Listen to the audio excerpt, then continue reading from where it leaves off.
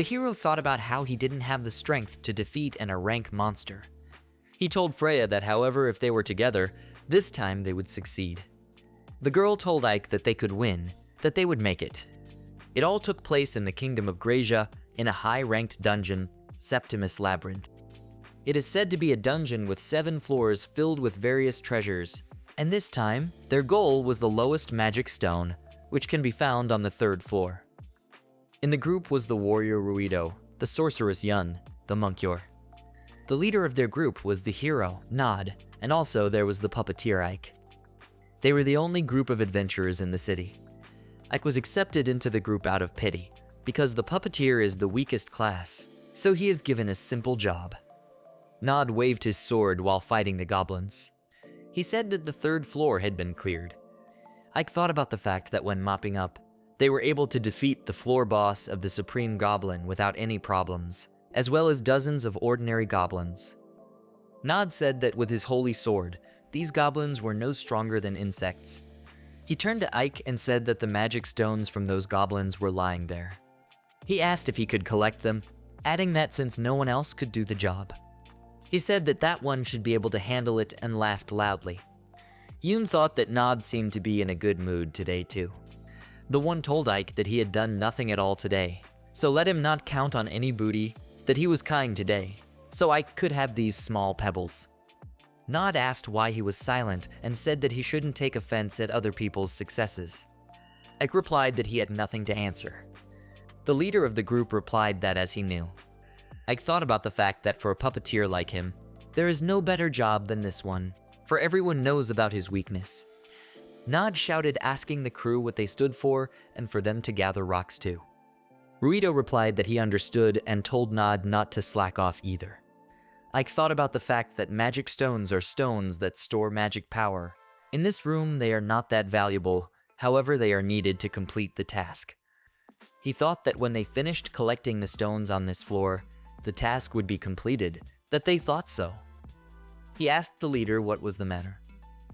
The one replied that there was a strong magical power coming from this wall by approaching it. Ike shouted to him to stand. He shouted that there was a transference spell in this country. Nod had already managed to get too close. The team was pulled after him. He shouted loudly. Ike opened his eyes. Ruido asked what it was. Nod suggested in surprise that they were on the 5th beach. He shouted that there's a minotaur here and it's a rank monster. Ike thought about what he had heard before about traps that are carried to other places, that they are traps that very rarely appear in dungeons, and Nod was too relaxed, which led to this situation. He thought that everyone had little mana left and they were trapped. He wondered what they should do. Nod was desperate. He ran away from the team with a shout. Ruido shouted to him, asking where he was running to. Yor begged not to leave them. The Minotaur was already approaching Ike. The one thought that it looked like the only way out was to run. He shouted to the others that they too should run. He called out to Freya. He thought about the fact that it was Freya's warrior puppet, that at first glance, it could not be distinguished from a human, but it could not think or speak, but it did nothing without his command. The Minotaur's blow came right between Freya and Ike. Ike yelled for the doll to attack his legs. The latter ran to attack. The Minotaur swung his fist and struck down with all his might. Freya dodged and launched a sword attack at its feet. The Minotaur howled. Ike said that the monster wasn't moving and this was their chance. He yelled to Freya that they should run. The Minotaur's leg recovered. Ike was surprised that it had already regenerated and said that it was immediately obvious that it was a rank monster. He told Freya that they had almost caught up with Nod. Suddenly, he realized that she didn't understand him. The team ran away from the Minotaur while Ike and Freya were behind everyone. Suddenly, the monster grabbed the doll, but the doll threw a punch. Ike was worried. The monster was aiming at Freya. The Minotaur tried to attack, but the puppet dodged.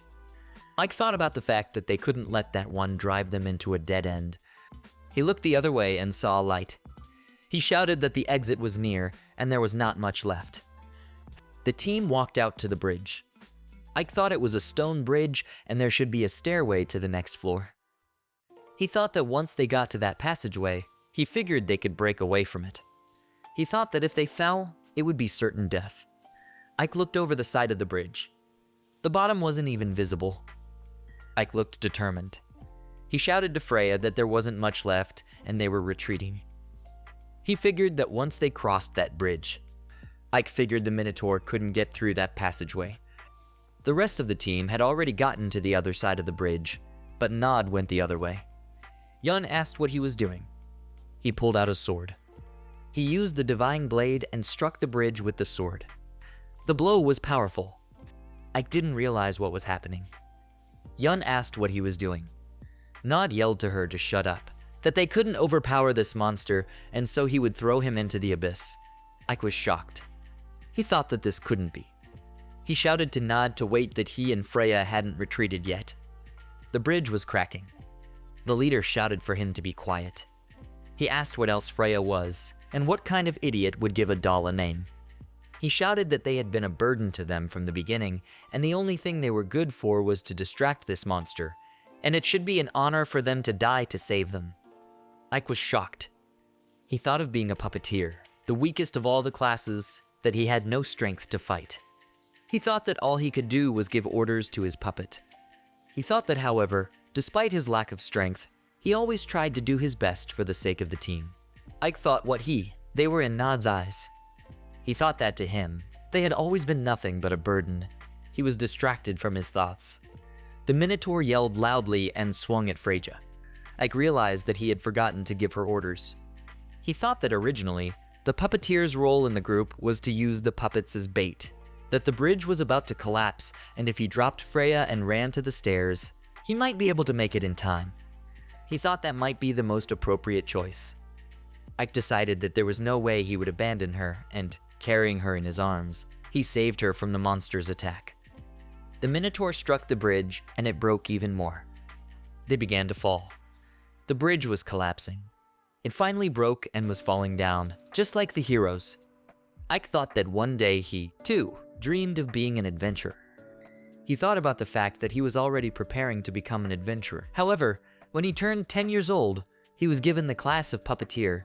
Despite the taunts and bullying, he tried hard. He saw how others treated puppets as tools. At this time, Ike wanted to protect the puppet. He wondered if he could be so proud of such an unfair class, even if he was hurt very badly. Falling down, he thought he was no longer alive. He thought about the fact that at least Freya wasn't hurt. Suddenly, he saw something. A Minotaur was falling behind them. It swung a large stone. Ike was surprised that it didn't fall off the bridge and thought he wouldn't let it hurt Freya. He thought that would never happen and turned it around. The monster's attack came right at his head. He experienced intense pain. The back of his head was covered in blood. The necessary requirements were met and the evolution of the puppeteer class into puppet master took place. Puppets acquire a will of their own. All characteristics were increased. Ike's eyes closed. Ike woke up. He said he was in pain.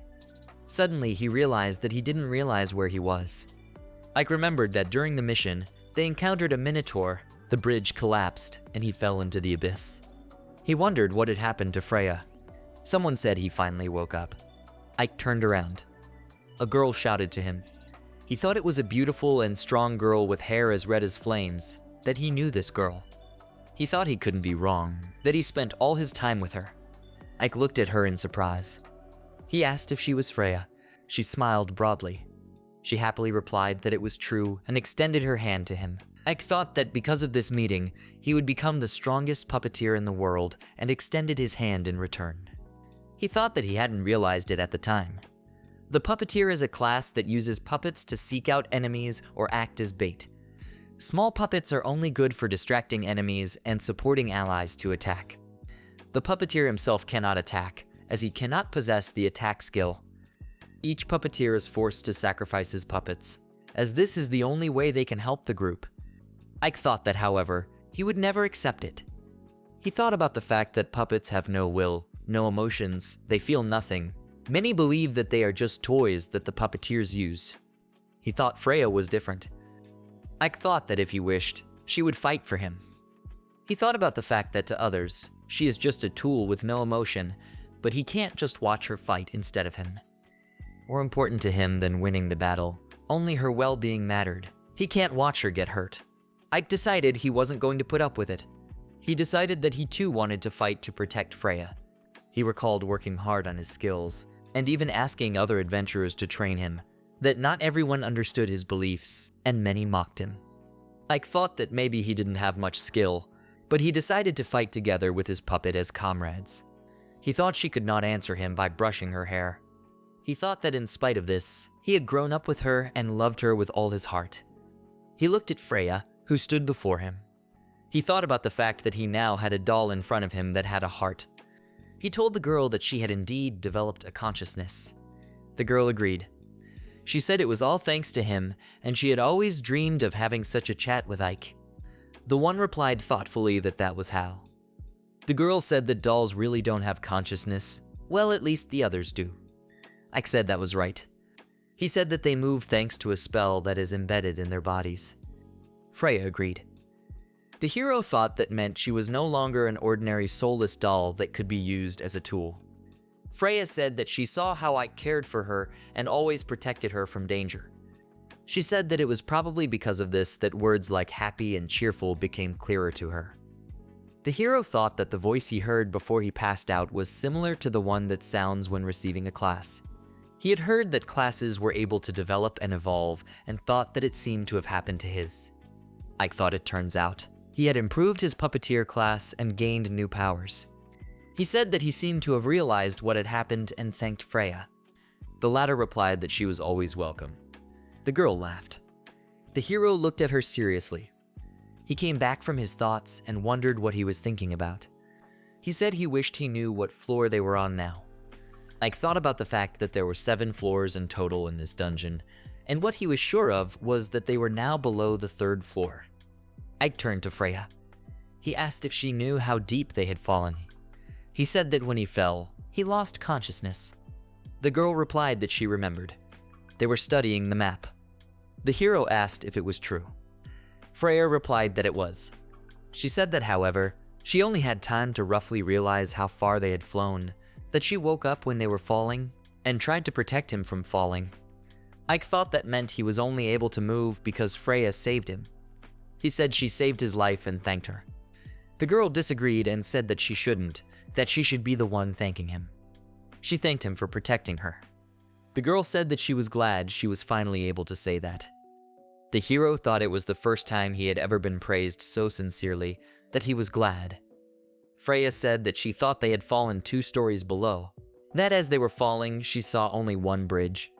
Ike said that it appeared they were not on the 5th floor and thought that although the worst had been avoided, things were still not good. He thought about the whole group being in rank B, and even they would have a hard time on the 5th floor. He thought that he was rank C, and with their strength, breaking through to the outside was simply impossible. The hero thought that if he bypassed the demons, then they would be able to break through, I guess? His soaps were interrupted by Freya, shouting to him. She shouted at him to be careful. There was a club over his head. He barely had time to dodge it. The girl asked if he was all right. The one replied positively, and that they were unlucky to meet such a monster to begin with. Ike said that it was a rank B monster, a supreme orc. He thought that they hadn't even had time to figure it out yet, and had already run into such a strong monster. He thought that there seemed to be no other way out, and started to draw his sword. The hero shouted Freya forward and activated the skill, but the girl already ran into the fight herself. He was very surprised. The girl jumped up and was right in front of the orc, ready to attack. She struck with her sword. The orc's head fell from her shoulders and Freya landed. The orc had no time to realize how it happened. A bright glow appeared in front of the heroes. The girl turned to the master and said joyfully that she had won. Ike was shocked. Freya said the power overwhelms her. She said she felt she was capable of anything. She easily cut off the head of an orc. The girl said she could defeat any enemy that got in their way. She held a crystal in her hands. Freya was rejoicing. Ike wondered how she had defeated such a strong monster in one blow. He said that it was probably due to his level increase, but it must not be everything, and maybe it was Freya's unique ability.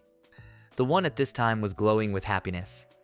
The hero thought Freya was a special puppet made to order. The girl asked him where they would go next. Ike realized something. He said that she couldn't use all her power since she was his puppet. The girl asked what he was saying.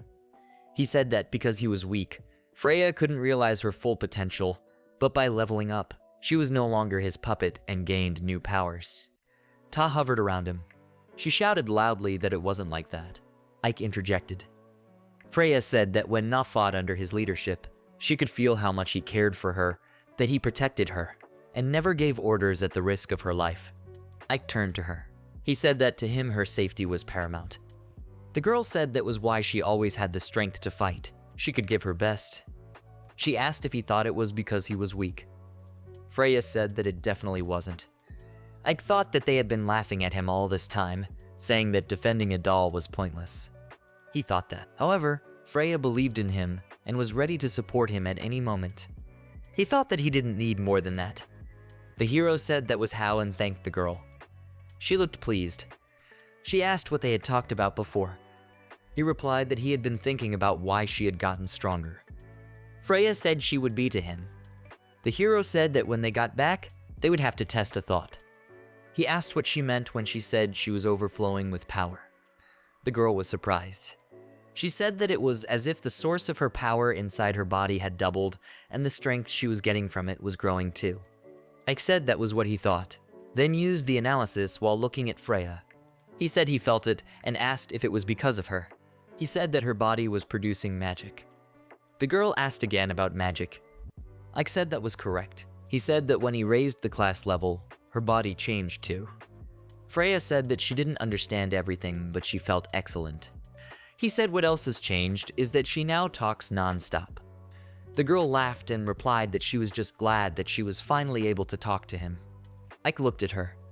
He thought that it was true that there was no outward change, that she was still the same as his Freya doll. Although there was still a difference, she was no longer the toy everyone thought she was. The hero thought about the fact that unless the puppeteer endows the doll with magic, she would not be able to move. However, Freya could move without his magic. He thought that her body contained his magic and her own, and now she was able to use both magical powers at the same time. Freya asked if it was the case that she was now twice as strong. Ike said it looks like it. The girl said that's cool and she feels so good. She said that as you would expect from her master, he took care of the situation right away. The one replied that it was only a guess, after all. The doll happily ran on. He said that oh well. He thought that in any case, they shouldn't give up hope that they could get out even from the 5th floor, and there was no need to procrastinate and waste energy. He said well. Ike decided that they were performing. He turned to Freya. He told her that they were going back to the surface. The hero said that they would avoid fighting monsters as much as possible and asked if she would help him. The girl happily agreed and said of course. Ike said that in that case, they would go, taking her hand. The dungeon looked deserted. The stones were cracked, with plants growing on them. Ike marveled at how big this place was and said they should be careful not to get lost. Suddenly, he noticed something. Freya turned to him, holding a lizard in her hand. He told her to be quiet and let him go. He said there were monsters around the corner. They hid behind a wall. They could see the monsters. Ike said they were higher orcs. He looked out and saw that they were gone. He said he checked with his search. Freya asked what a search was and if it was one of his skills. The hero replied affirmatively that this skill allows him to locate nearby enemies. She asked how he knew there were monsters there. The girl said that he has so many skills and he is so amazing. Ike replied that he had more than just searching and would tell her more about them later. She agreed and said she was happy to listen. He thought about the fact that the puppeteer has many unique skills, such as magical flow to feed the puppet with magic. He thought about how this skill uses magical threads to control the puppet. Ike thought of searching as a skill possessed by thieves, but no matter how hard he tried to learn the skills of other classes, he could not get above the low-ranking ones. While he was acquiring new skills, others were improving theirs. The hero believed that he and his team would fight together. He thought about the fact that the effort he put in then was helping him now, and now he was together with Freya, and with her, he would be able to reach his potential. They reached the entrance to a larger room. Freya was surprised to say that this was the room. Ike asked her to stand there and asked her what it was. He saw someone's clawed labia and fur. There were monsters in the room that looked like wolves. Ike said in surprise that it was a two-tailed beast.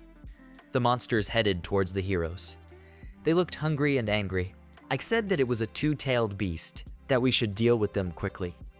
He thought of the two-tailed beast using its tails as weapons and tearing its victims apart, that it was very difficult to deal with them because of their fast and sudden attacks. He thought that it was a very dangerous B-rank monster. The hero decided that if they attacked together, they can handle. He said that there were 3 of them, and they were at a disadvantage. Freya turned to him and said that that wall was glowing very brightly.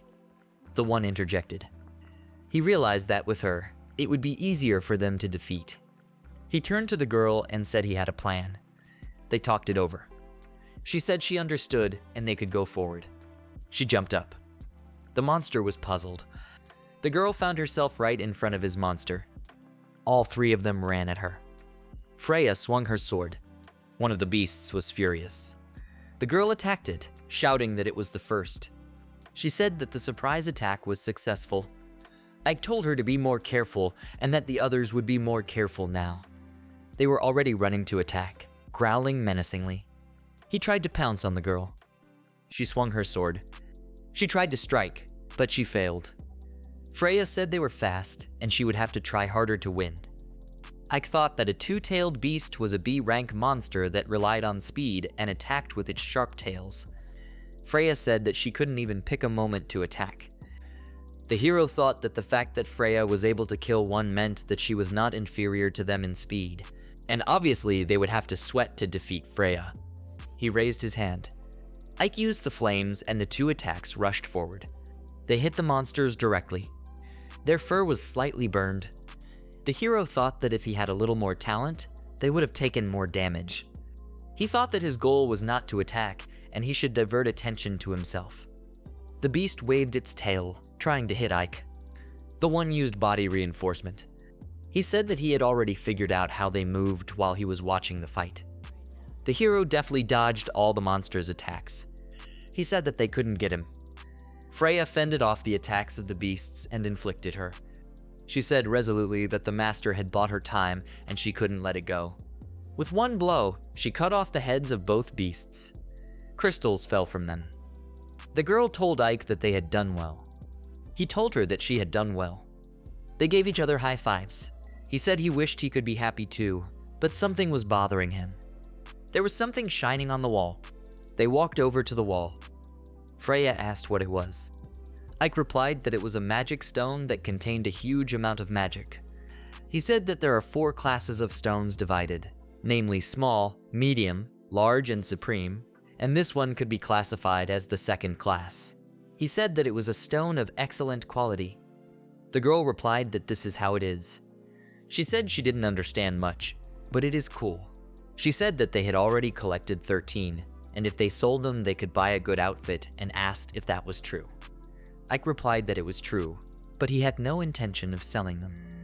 The girl was surprised. He said they would need them to leave this dungeon, using the stones fashionably to replenish their magic. Freya agreed and said that first of all, they should get out of here. The hero suggested finding a way to the 4th floor. Suddenly, they heard a loud sound. They were perplexed. Ike thought it was footsteps shaking the ground, the 5th floor, and was it really him? Freya said that it was him. The hero replied that there was no doubt. He said he didn't expect to meet him so early. They saw the hands. It was a minotaur. He appeared in front of them. His eyes expressed rage. He gave a loud wail. The heroes dodged the wind. Freya asked Ike if the minotaur had gotten stronger. He replied that yes, and he seemed to be absorbing magical energy from the walls. He said that originally, the Minotaur was the boss of the 5th floor, and it turns out that this is his room. He thought that the room he came out of might be the exit. The hero shouted to the monster that it had been a long time since they had seen each other. He figured they would overpower him. The heroes were ready to attack. Ike shouted, offering to overpower him before he could build up energy. Freya shouted and ran forward. She turned around in surprise. The Minotaur hit hard, but she managed to jump back. She thought that he was already stronger than he was before. The girl aimed at him again with a scream. The monster took a swing as well. She screamed that he couldn't beat her so easily and swung her sword right in front of him. She managed to slash his chest. Ike was surprised that she was able to wound the Minotaur. He watched her and thought that it seemed that right now, Freya was able to defeat even a rank monster. The monster shrieked and started trying to attack the girl, striking one after another, but she deftly dodged. The hero thought that its movements were very monotonous and easy to predict. The Minotaur gripped his weapon tightly, swinging. Ike shouted that he was up to something and for Freya to watch out. The monster hit the ground and its impact spread out in all directions. Freya asked Ike if he was okay. He replied that he couldn't stand normally. The Minotaur was already close. The hero thought he wouldn't let it and used a decoy. It was as if something turned the Minotaur around and it looked at Ike. The one thought right, let it look at him. He thought that no matter what the monster's rank was, he wouldn't let it lay a finger on Freya. He shouted to run over here. The Minotaur ran in his direction. Freya shouted to him. Ike had the crystal in his hands. He thought that earlier, he had almost taken damage. He thought that now was different and used a flame. A ball of flame was formed and aimed straight at the monster. Freya was very surprised. Ike looked at his attack. Ike's flames had already caught up with the Minotaur.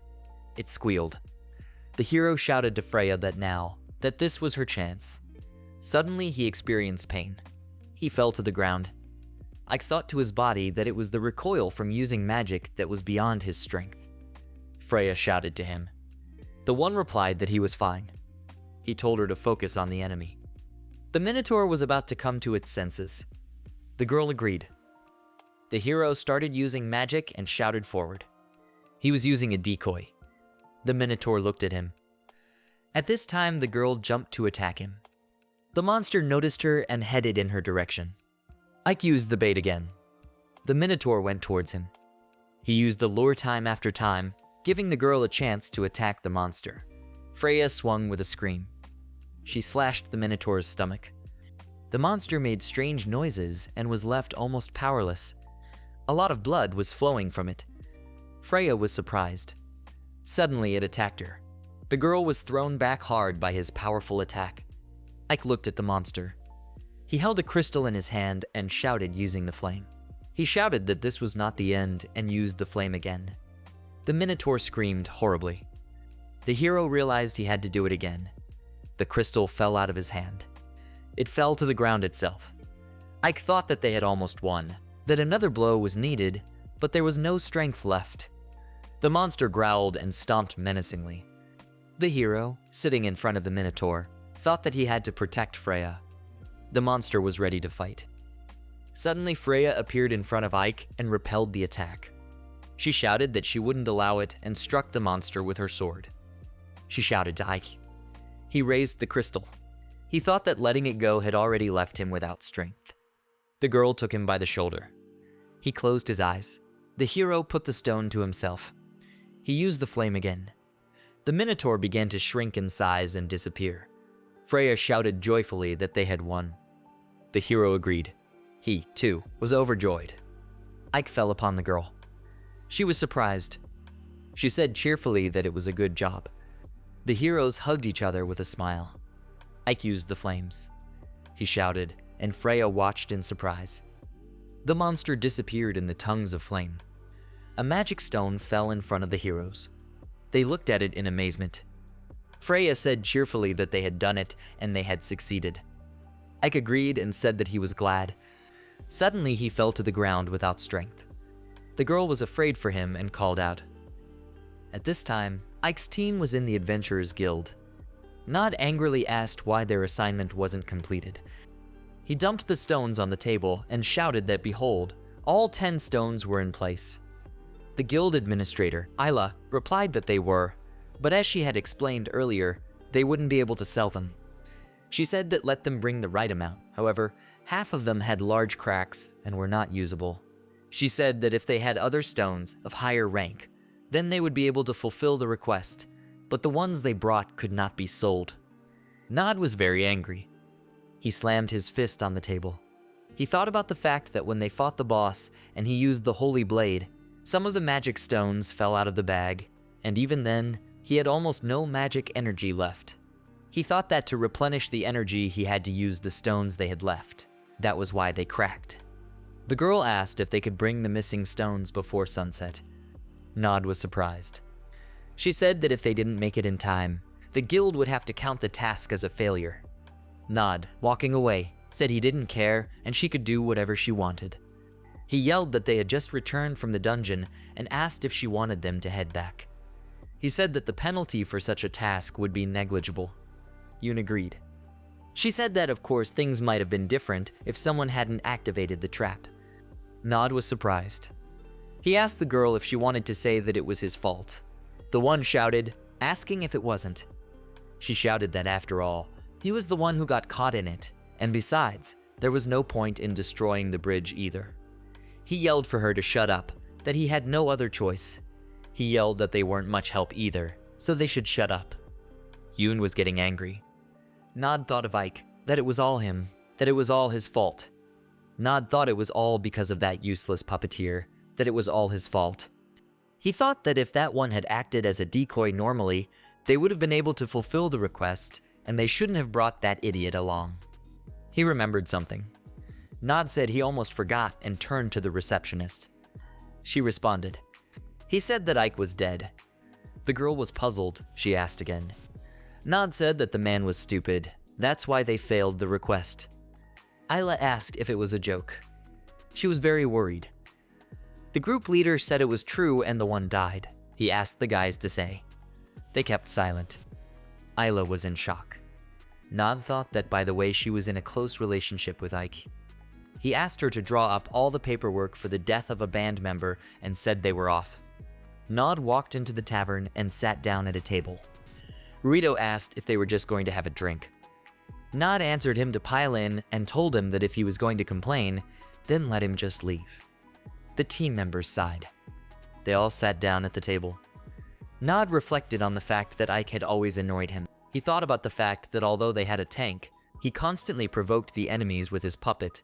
His magic was greatly inferior to that of wizards, and so what was the point of it? He wielded support magic like a monk. And anyway, what good was he? He decided that Ike really was useless. He thought that at least sometimes his quest was useful. But it was better to have a full bandit in the group, and one should find an adventurer with a normal class from the beginning, and then maybe they would defeat that minotaur.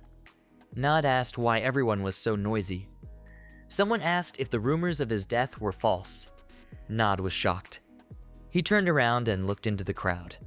There stood Ike. Yoon shouted that there was no such thing and asked why. Yor asked if he was really alive. Nod thought that he had seen him fall, that there was simply no chance of survival. He wondered why the one was still alive. At this time, Ike said that he had a lot of things to tell, but asked him to evaluate it first. Isla agreed. She asked if the Minotaur stone was magical. He replied that it was still that, laying out the other stones. The girl said in surprise that they were high-ranking stones. The people around were discussing that she only said about the Minotaur stone. That wasn't it the magic stone of the 5th floor boss, and whether no one had misheard. Nod looked at it, getting angry and calling Ike a bastard. He thought he had heard it right. Ike and Freya were walking down the road. The girl was surprised by something.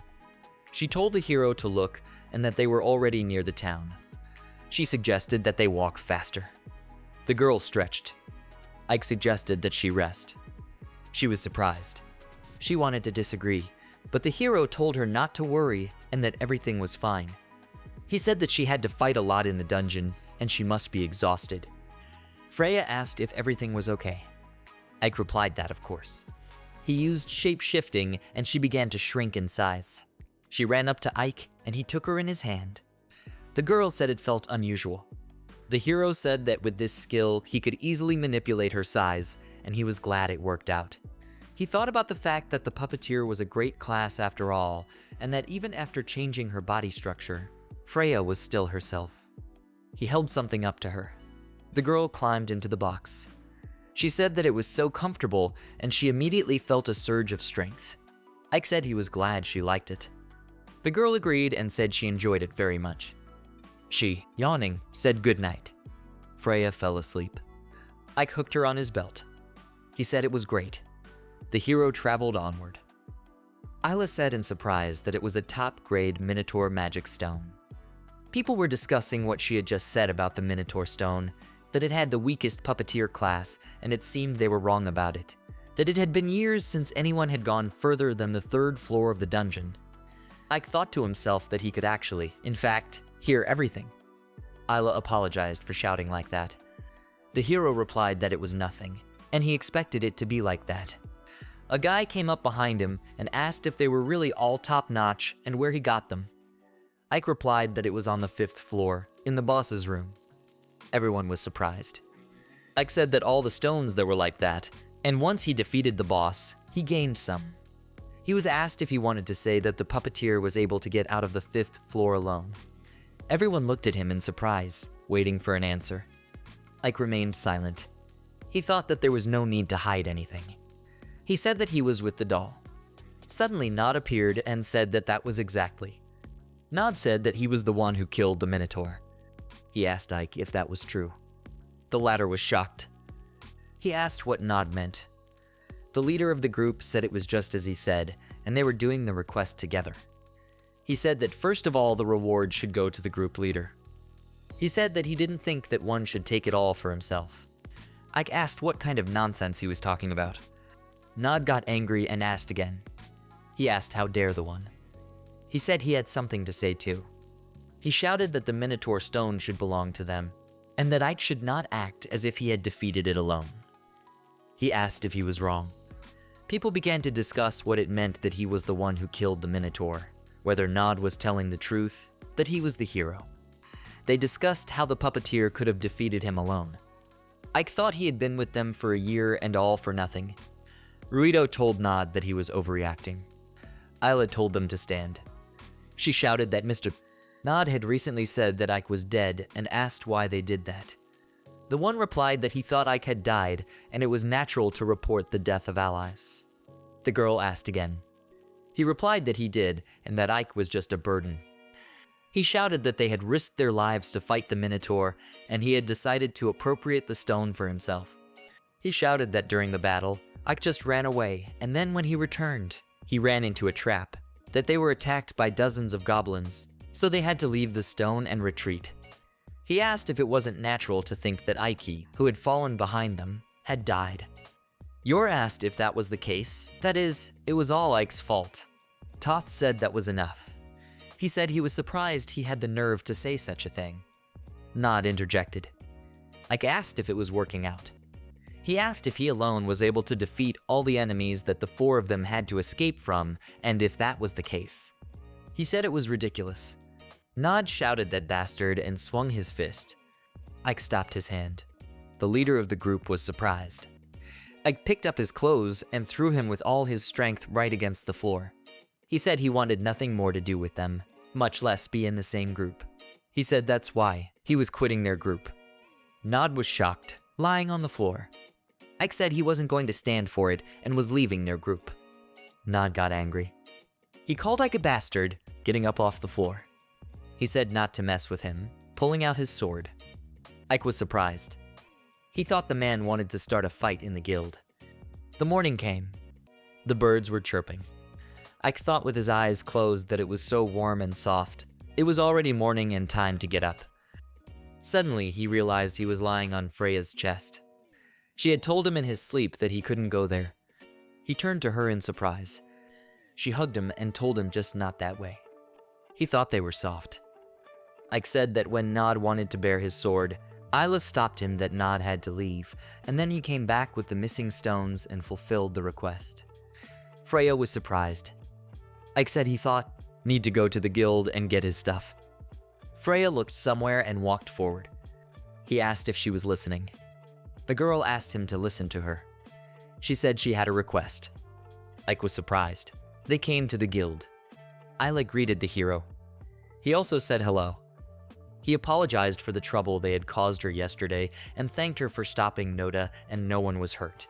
Ta said she shouldn't, and yet, it was her job too, and she was glad she could help.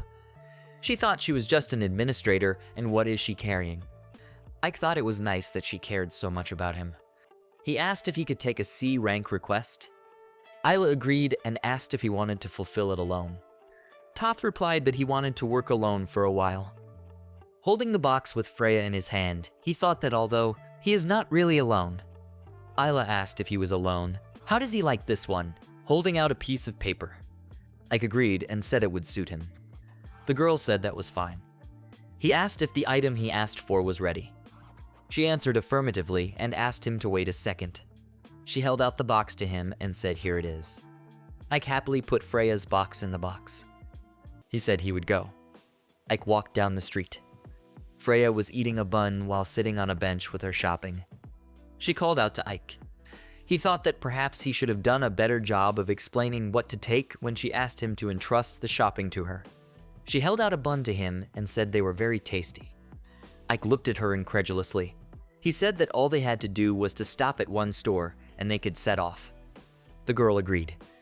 She watched Ike eat. He said it was delicious. Freya agreed. They found themselves in the Willen Forest. The heroes were hiding behind the trees.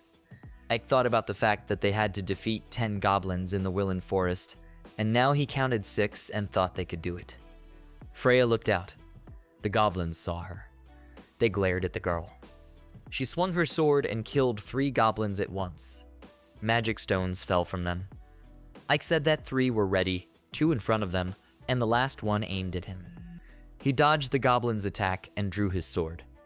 He stuck the sword into the goblin. Ike shouted that it was slow. The wounded goblin jumped up and picked up a rock. He swung and threw it. The stone flew right between the hero's hair. The man next swung it and cut off his head. Freya said that the master was so cool, and she too finished. I told her to be on guard and that they were moving on. The girl holding a bag of stones asked if they had enough. She said that they had already killed 14 goblins.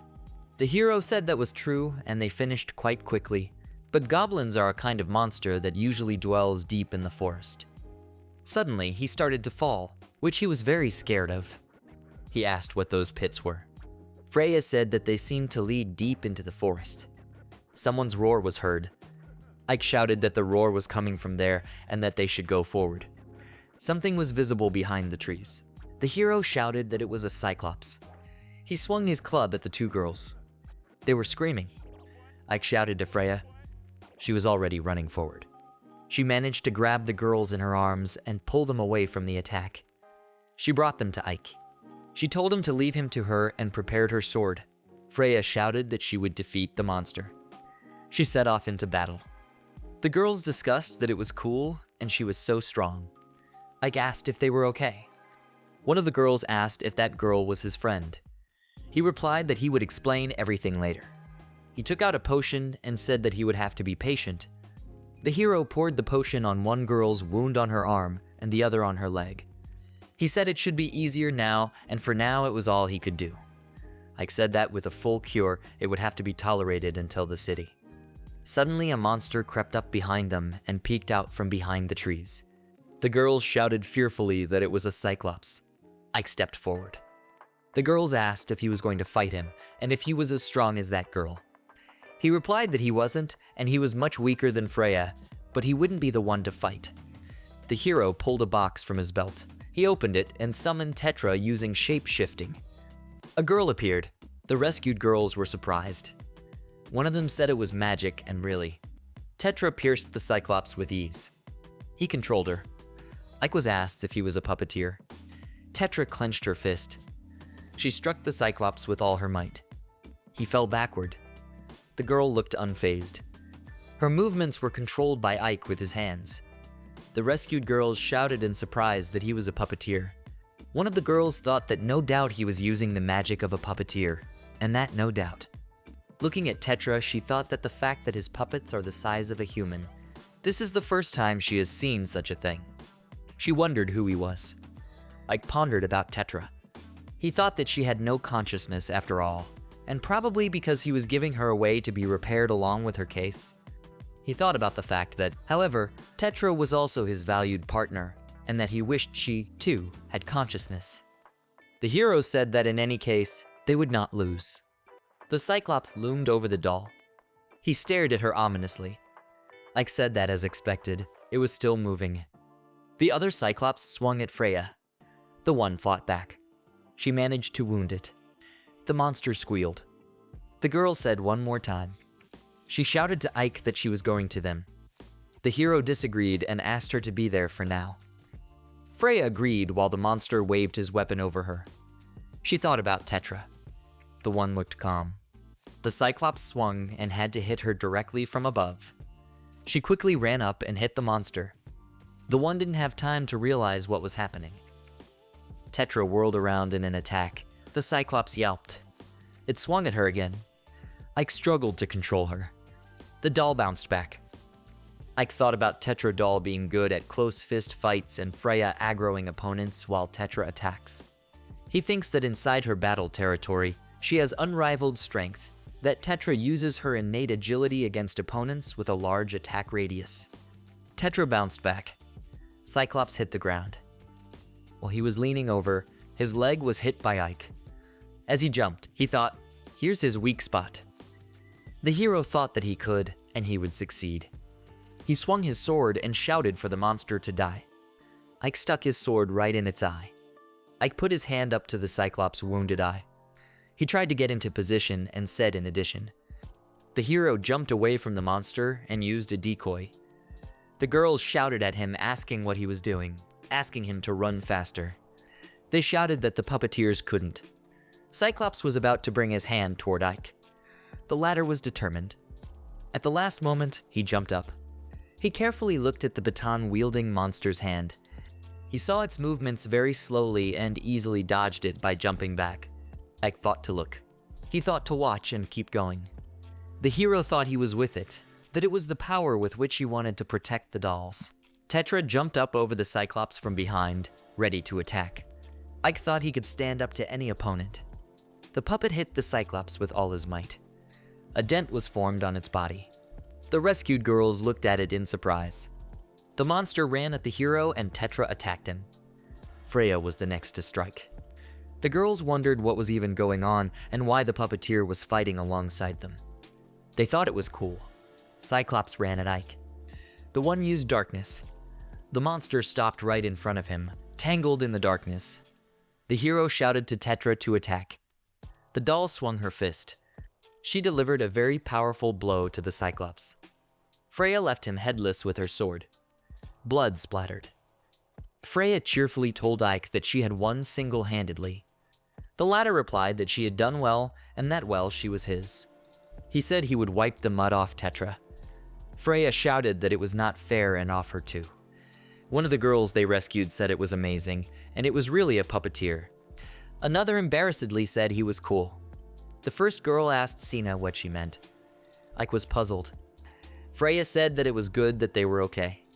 Sina thought about the fact that they had been friends since they could remember themselves, and also, they had promised each other that they would be adventurers.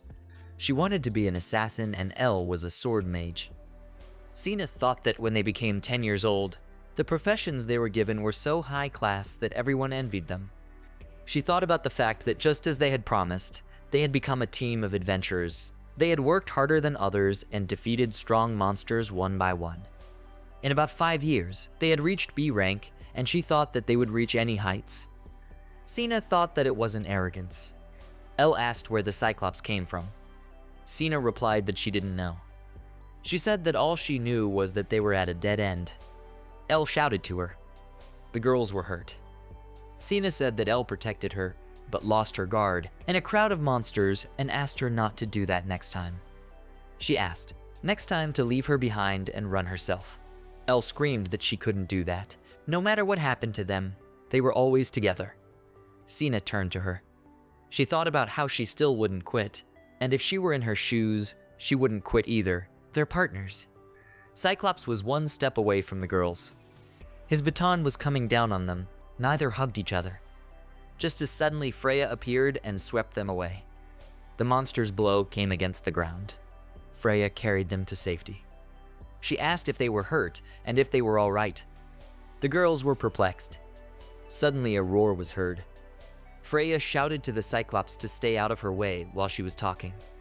She said that although she would no longer let him do as he pleased. The girl drew her sword. The Cyclops looked scared. Freya said that she would slaughter him here and went into battle. She delivered powerful sword strikes with ease. Elle asked if she was a swordswoman and said it was a rare profession for an adventurer. Sina said that opposing a B-ranked monster that they couldn't even defeat was cool. They thought that, of course, there were certainly adventurers superior to them. But after all, those didn't even look older than them. Ike came up to them and asked if they were all right. Sina thought what a shame this was and that they should try harder. Looking at Freya, she thought that they needed to become strong like her. Everyone was surprised to see a second Cyclops come out from behind the bushes. Ike stepped away from the girls. Sina wanted to ask him to stop. Suddenly, she thought he was Freya's ally. She asked if he was as strong as her. The hero replied that he wasn't. He said that unfortunately he was not as strong as Freya. He took out a box. He sent Tetra forward and used the designer. The girls looking at it were shocked. Sina thought she couldn't believe his magic and what she had only seen once. Tetra hit the Cyclops with all her might so that it flew backwards.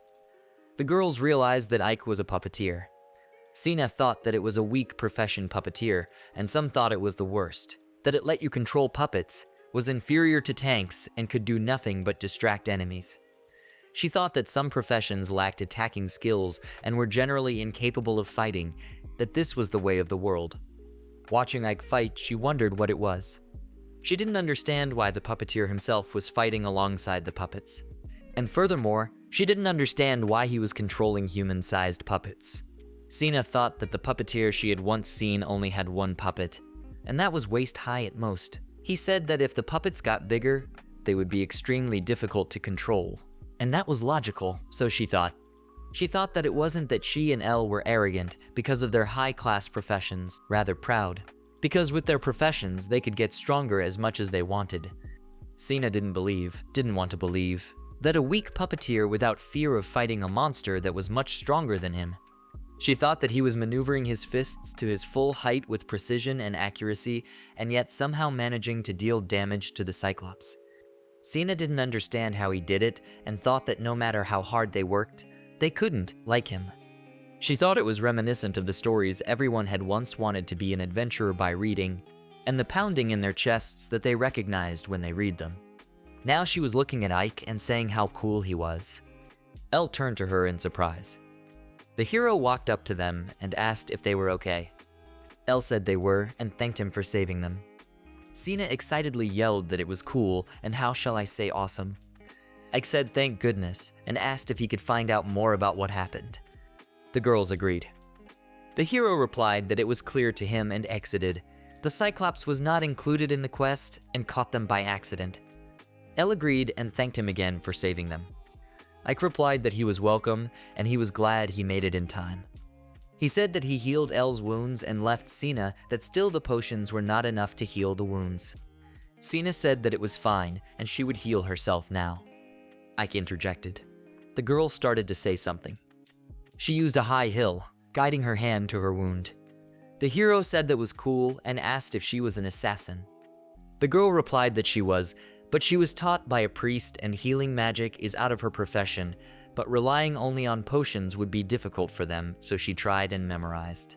Sina said that the cast is long, so it's a bit hard to use it during a battle, and she didn't have time this time.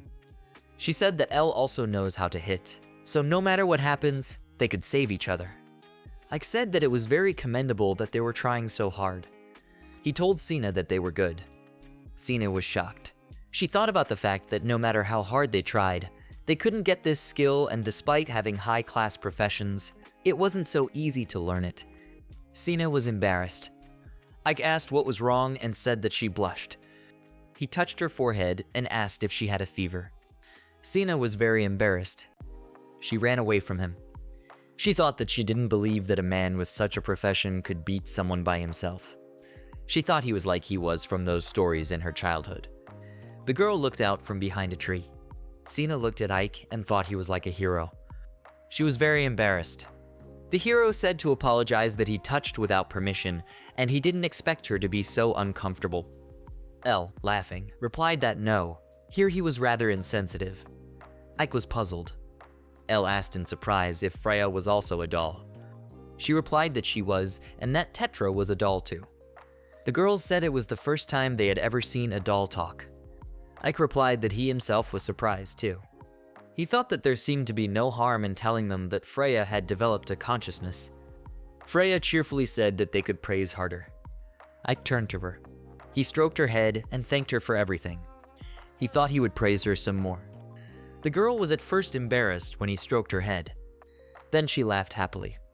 Elle said that now it was clear why she had gotten conscious. Sina, looking at them, said that it wasn't fair. Tetra came up to them and said that she wanted to be praised too. Ike and Freya were surprised. The hero asked if Tetra's consciousness had appeared. The one replied that it did. She said that she always understood his words, that he was kind to her and always protected her. She said that she realized that he treasured her. The girl, smiling, said that it was very nice. Elle said it wasn't that she didn't believe it, but she really did start moving on her own. Sina said that it was amazing. She said you can't tell at a glance if she is a person or a doll. Ike thought he was surprised too, but pleasantly so, and now he could communicate with another, valuable companion. He turned to Tetra. He said that once again, it was a pleasure to meet him and extended his hand. Tetra looked at him. The girl extended her hand to him as well and said it was her pleasure. Freya threw herself into her arms, asking her not to forget about her too. Tetra said her pleasure. Ike looked at them with a smile. All together they walked down the path. Ike thought about how Tetra's hands were very fragile. He thought that with those hands she always protected him.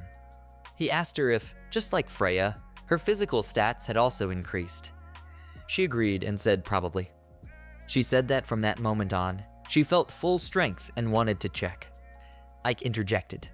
He asked to check what? The girl walked towards the tree. She touched the tree with her hand. Tetra grabbed the tree, forming a bunch of dents. The hero was surprised. He looked at it in bewilderment. The girl exhaled.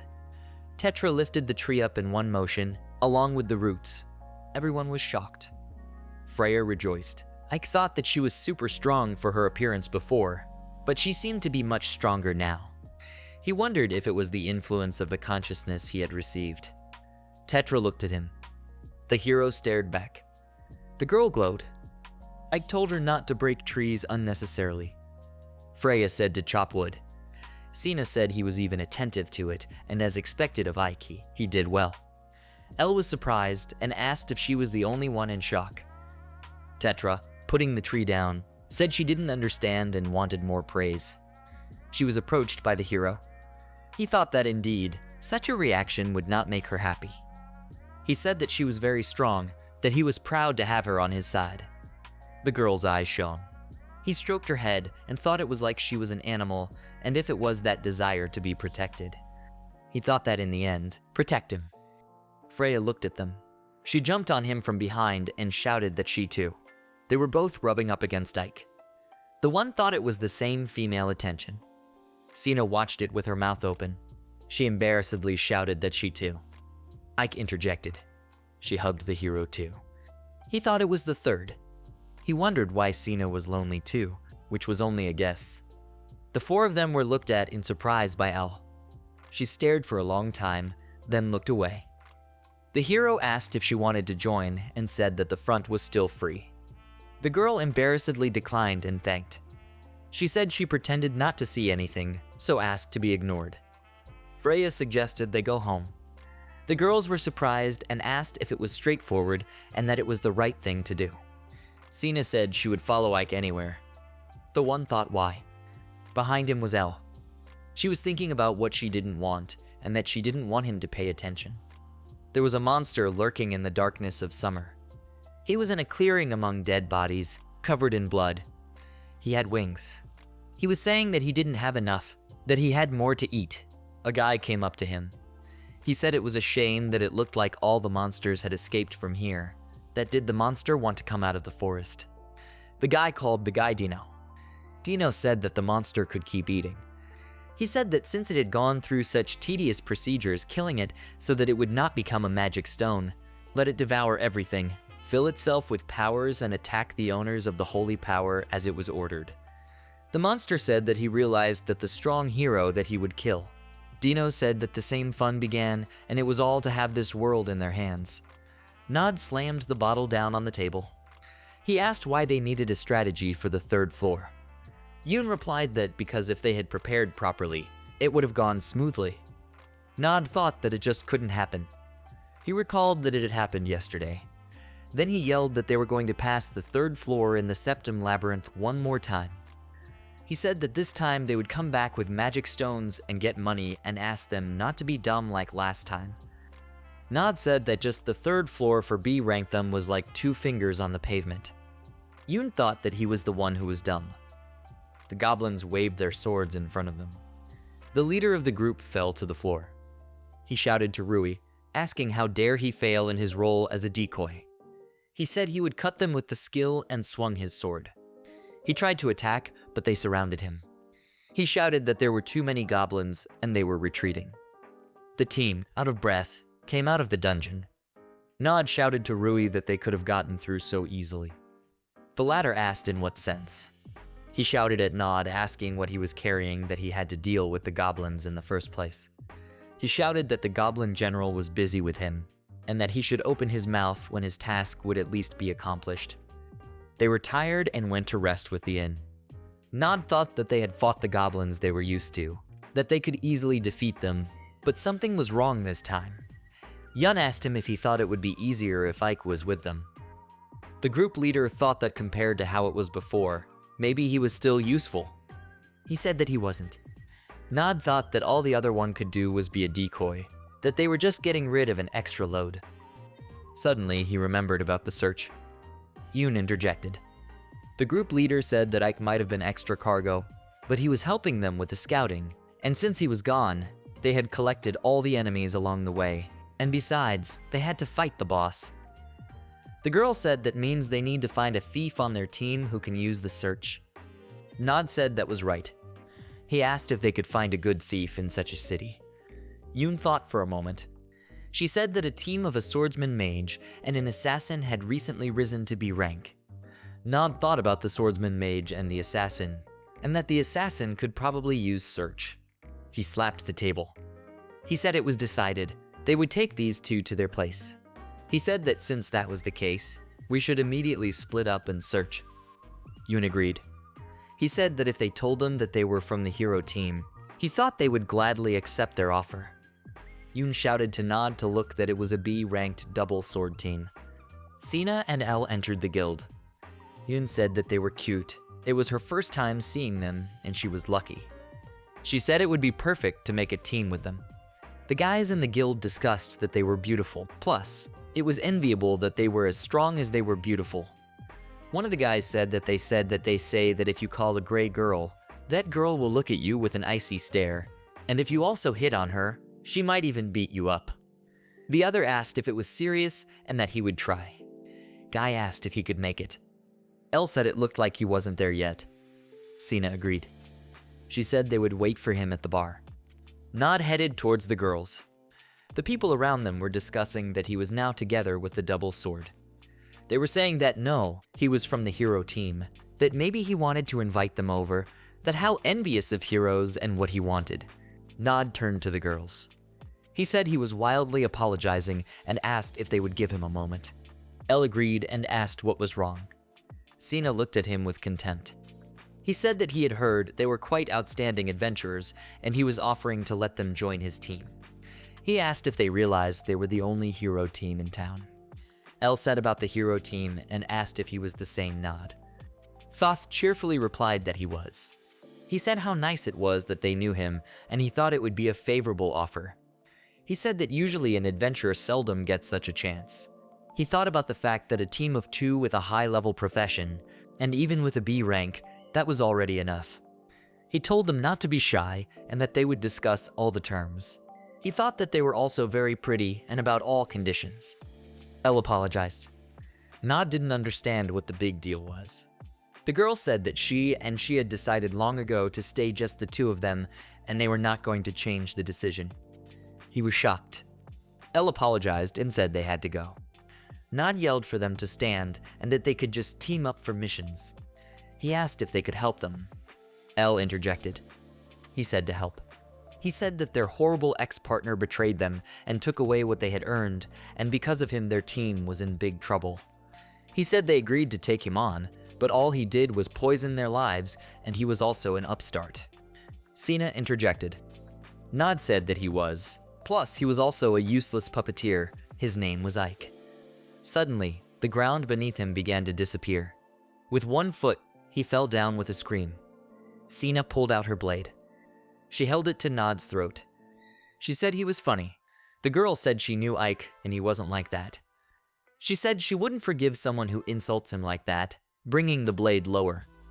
There was a discussion around that it was a showdown, whether they should be separated, that they were B rank and unstoppable, and maybe that's what he wanted. Elle told her friend that it was too much. The latter replied that she still wouldn't forgive what she said. Elle said she understood her, but if this mess escalated, Ike might have a problem. Sina agreed and let Nod go. They discussed that it was already over, that nothing much had happened, and someone thought it would be more fun. Someone said they were jealous of Ike. Ike walked into the guild with Freya and Tetra. They were spotted by Nod. Sina greeted Ike. He greeted her and apologized for being late. He asked if they had waited long. The girl replied that not at all. Nod looked at this and did not understand why they were with him. He thought it was much better than him. He shouted at them. Sina told him to shut up and not to touch him. Elle said that Ike was a very important person to them, and whoever insulted him, she wouldn't forgive him either. Nod watched Elle walk away. He said that it was humiliating. He shouted that he would never forgive this to Ike. Someone shouted to Ike. He turned around. It was Nod. The hero asked what he wanted. The one, out of breath, said for Ike to fight him. Thoth was puzzled. Nod was pointing his finger at him and getting angry. The hero asked why fight. Elle apologized and said they had had a little fight with him before. Ike asked again. The girl replied that they did.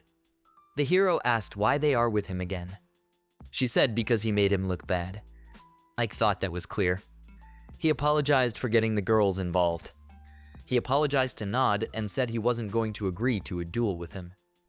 Thoth shouted that he was running away. A coward, offered to fight once and for all, called him a useless traitor.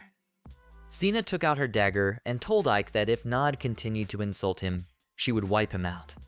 Ike was surprised to think that it was only him, and by the look of her, she was now ready to erase the whole world. Freya told Nod that they all heard that he only nasty things and can only talk, so he apologized to Ike. Tetra said that otherwise she would rip her hands off. The girls looked at him angrily. The leader of the group looked at them in surprise. He was shocked and asked why they were talking. Ike said that as he could see they had learned to speak, and it was Freya and Tetra. Nod started laughing. He laughed loudly without stopping. He yelled that he kept thinking what he, alone, was doing, and he was teaching the dolls tricks.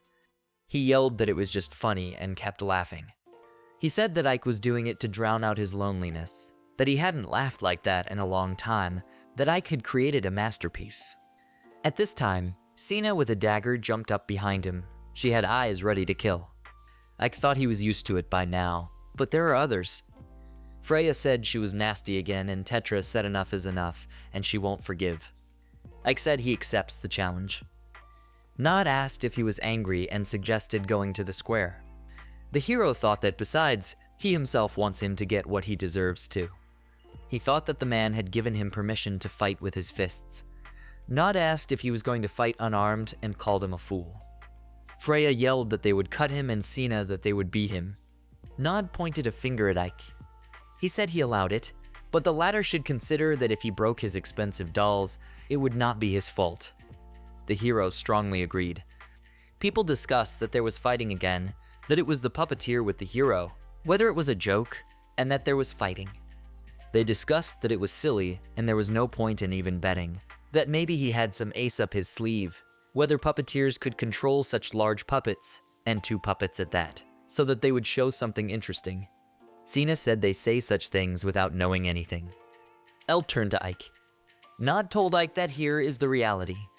He said that the puppeteer could not stand up to the hero, and that he should be prepared to apologize to the crowd on his knees. Ike suggested a quicker start. Nod agreed and offered to give him the advantage. He said he could attack first. Ike wondered why he was being generous. He said he didn't care and would let Tetra strike first. He said he wouldn't want to win with a stab in the back. Nod said that was a commendable decision and asked if he had prepared excuses for what he said. He agreed and said to attack. Ike thought the one was so presumptuous and had a plan. He said that Tetra didn't need to be sly and that she should attack from the front first. The girl said she understood and headed forward. She ran quickly. Nod only stretched his hand forward. Ike thought he was going to take a hit and yelled out if he was going to die. Thoth shouted, asking if he was joking. He shouted that he knew how strong that puppet was and its attack wouldn't penetrate his armor. Tetra at this time swung her fist and hit him in the arm. He flew backwards from the blow with a loud scream. Ike was worried. Tetra looked confident. Nod slid across the ground. He, battered, asked what Ike had done. Thoth thought he had underestimated Tetra, and after gaining consciousness, she was many times stronger than he remembered her. People discussed that Nod was a hero, and with one blow with a doll. Nod told Ike not to joke him that one. He shouted that a puppeteer like him and swung his sword. Ike shouted to Freya. She repelled the attack with her sword, protecting Ike. Nod yelled for the doll to stay out of his way. The girl shouted that she would not allow Ike to even touch her. She confidently swung her sword. From behind him, Tetra ran around him. They fought him together. Nod fell to his knee. People discussed what had happened, that a hero and a puppet could not be equal, whether these girls were really puppets, that it was fun, that it was the first time they had seen such puppets. The people were supporting the puppeteer. From his last strength, Nod raised his sword. Ike was surprised. There was light coming from the sword. Ike asked if the one was really going to use it. The one shouted shut up, that he hadn't lost yet, that the likes of them he could defeat with a single blow. A flying monster appeared in the sky. He said about the holy power. Nod and Ike didn't realize what it was. The monster said it was a powerful holy power. Ike looked at it fearfully. The monster flew closer. He said to kill the hero. Demons are monsters living in another dimension, in the world of demons. People shouted that it was a demon, where it came from, that they should run away. They were shouting to escape whoever they could, quickly. Ike looked at it in bewilderment. The demon was approaching the heroes. People were yelling in pain for everyone to be faster. Ike and the others stood still. Freya said she had a very bad feeling and asked Ike what it was. He said that it was a demon. He said he was seeing it for the first time, but he had read about them. He said that its body, formed by a dense magical mila, has high regeneration as well as defense against physical attacks, and it is very ferocious. He thought that a demon is not an easy opponent, and the minimum rank of demons is B. And also, they know very little about them. Ike thought that there was no choice. Behind him was a frightened woman hugging a child. She was very afraid and her heart was beating fast. Sina said that the demon's weak point is holy power. Elle agreed. Ike said that she could weaken it and stop regeneration, and if they had the strength of a hero, they might win. Nod listened in surprise. Ike shouted to him that time out, that they should defeat the demon. Nod yelled shut up, that how dare he. Ike was perplexed. Nod yelled shut up, how dare he, order him around, and swung his sword. He used the secret technique of the sword of contempt. A light appeared, and from it a monster appeared. It moved quickly. Nod laughed. He asked if Ike had seen it and said that it was just a gnat to him. Thoth yelled that he was a fool and for him to get out of there. Nod interjected. He was about to say something when suddenly the monster wrapped its body around him. The demon threw Nod far back. He said it hurt a little, but was tolerable, and asked if he was weak. He said that even if he is a low-class demon, don't underestimate him. Ike and the dolls watched in surprise. The demon said he would finish it off. Ike shouted to Freya and Tetra. He shouted for them to distract him. They ran into the battle. The girls attacked the demon. He said they were in the way. Freya hit him with all her might. Ike ran up to Nod. The demon said he would kill. Ike said it looked like Nod had passed out. He picked him up and leaned him on his back.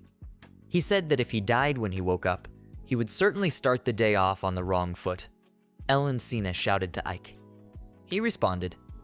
He asked if they could help a little and asked them to carry Nod to safety. The girls agreed. He said that he also wanted to ask them to evacuate the residence. He asked them to gather all the people who had not escaped and said that it was likely that many people had stayed at home. Sina asked what he would do. Ike said that he, along with Freya and Tetra, would destroy it. The girls dragged Nod behind the house. Sina said that actually, they wanted to help fight, but since that was the case, it couldn't be helped. Ike apologized and said he was relying on them. The girl agreed and they ran off. He thought it was good to be lucky to have such friends. Ike said he had to deal with the demon somehow. The dolls were already trying to fight him. The demon yelled at them to be quiet and not to dodge. Freya said it was strong, and Tetra said it was solid. Ike thought Freya and Tetra were now on equal footing, and he had no plan to defeat him while Nod was out. Suddenly, he got an idea. He thought that because she can't throw punches and also, compared to Freya and Tetra, he doesn't use her as much, it might take time for her to regain consciousness. He brought his hand up to another box on his belt. He thought that, however, it would work against the demon. This was noticed by Freya, and she said in surprise that really. Ike agreed and said that he would summon a third and ask the dolls to hold the demon a little longer. Freya replied that it was so.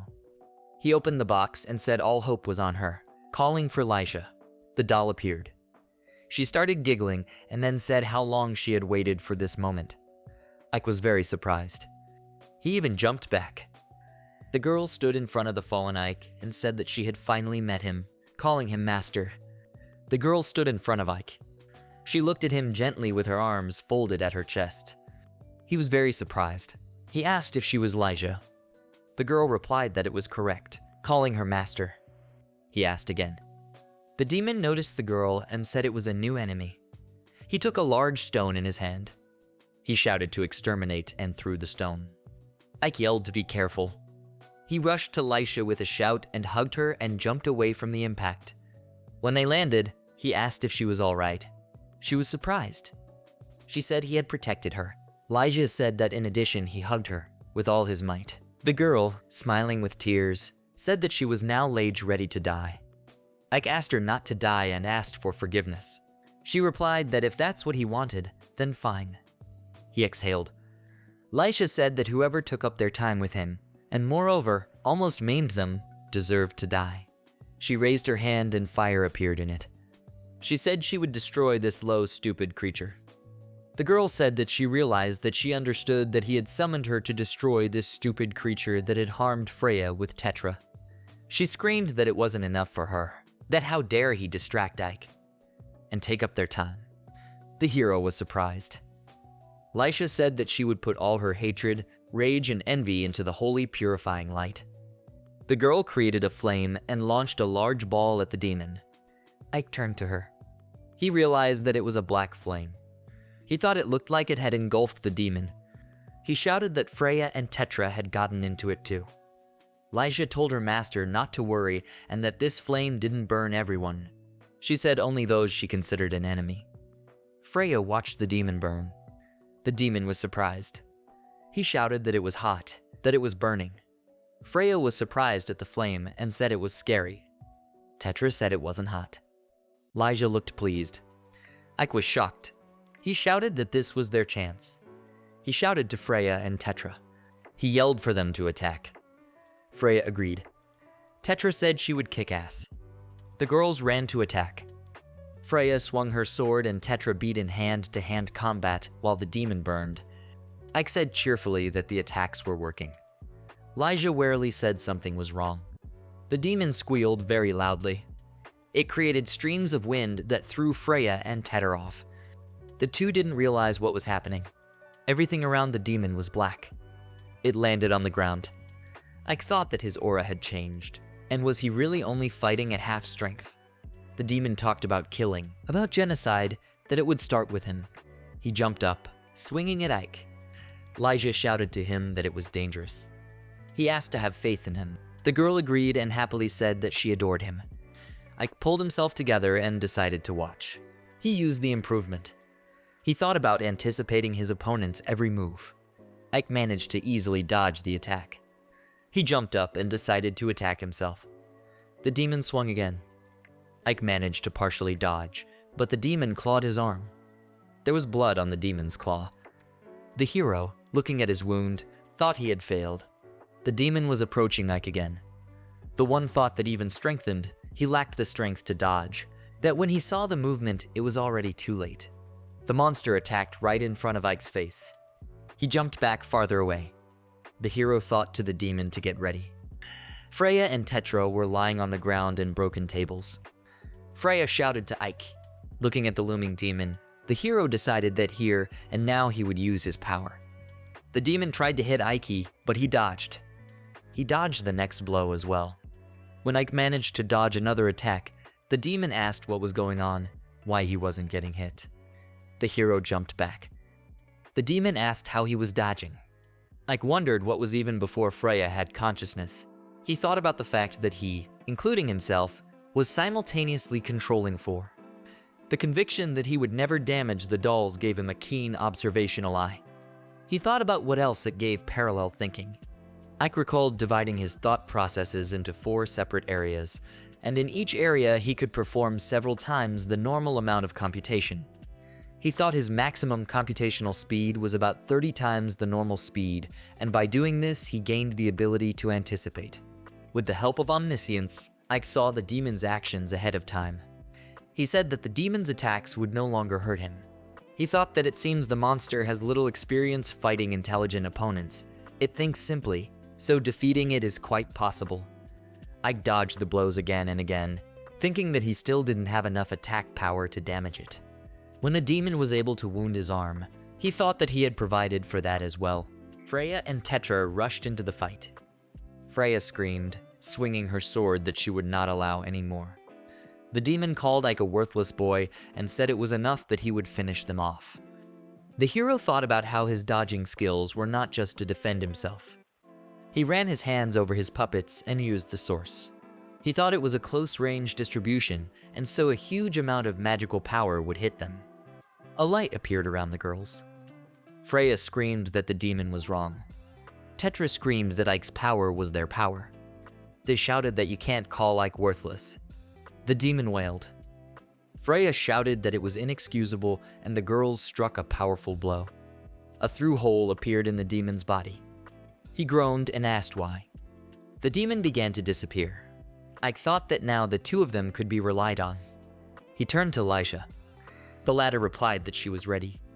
The girl said that she was afraid that her current magic abilities were somewhat limited. She asked if he could share his fervor with her as well. The hero, stammering, agreed, not understanding what ardent meant. Lisha was pleased and smiled. She grasped Ike's hand. He was surprised. He asked why she was so sudden. The girl replied not to make him say it in front of everyone, and that the closer they were, the more efficient the distribution would be. Ike agreed, but thought it was too close. Ike watched as the demon took off at Freya. The demon said he wouldn't let him win. Ike yelled that he still had strength left. Lisha said that she had already gotten enough magic and life force. She began to create fire in her hands and offered to finish off the demon. The girl used Inferno and Binder and then launched fireballs. The flames headed straight for the demon, wrapping around its limbs. Ike shouted for them to keep him from escaping. Tetra told him to rely on her. She jumped high in one motion, reaching up to the demon's level. At this time, the one was burning. The girl managed to climb onto his neck. She exhaled a breath. The demon didn't realize what was happening.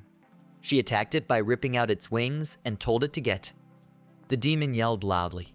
They began to fall. Freya shouted at Tetra to dodge. The girl complied. She flew downward. The demon said he wouldn't give himself. Freya disagreed and shouted that he was finished. With her sword, she chopped him in two. The sky was bright. Someone called out to Ike. It was Elle. She said that they had brought people who could help in the rear. Sina said it looked like they had already won. She said that was what was expected of them. The people who came didn't understand what was going on. Elle agreed, but said she didn't expect them to beat it themselves. The people asked if they had defeated him themselves, this demon. Ike answered in the affirmative. He said that his faithful partners had done a great job. Lisha replied that of course. She said that her master was the greatest in the world. Sina told the people that she would tell them, and that Ike is actually the strongest puppeteer. The people were surprised that he was a puppeteer and asked where the puppets were. Freya happily said it was them and said hello. Tetra said not to let them pass. The people asked if it was a joke and if the puppeteers were the weakest divas. Freya replied confidently that Ike was the strongest. Tetra agreed and said that Ike is amazing, and because of him, they are here. Lyja added that the fact that they are able to speak is all because of their master's love, and they are his lawful wives. People shouted that this was cool and asked for details. They asked if they were really dolls and asked for proof and offered drinks. Someone yelled that he didn't fight, so at least he'd get a treat. Some disagreed and wanted a treat themselves. Sina turned to Lyja. She asked if she had recently said that she was Ike's lawful wife. The girl answered in the affirmative and that she had said. She asked what was the matter. Sina hesitated for a moment. At this time, Freya was shouting, "Happy to eat," and Ike was uncomfortable. Someone turned to Ike. It was Isla. She shouted that they had come, and she had gotten a report that a demon had appeared in the city, but the alert hadn't reached the adventurers. She asked how many adventurers were the ones they had gathered. She said that something would come out then and suggested that they start a strategy meeting. Ike decided to explain himself. He decided to tell her about the demon. The girl was surprised. She, holding her head, said that the dolls gained consciousness and together with Ike defeated the demon. The hero thought about how Isla was surprised to find out what his dolls looked like, and it was somehow unpleasant.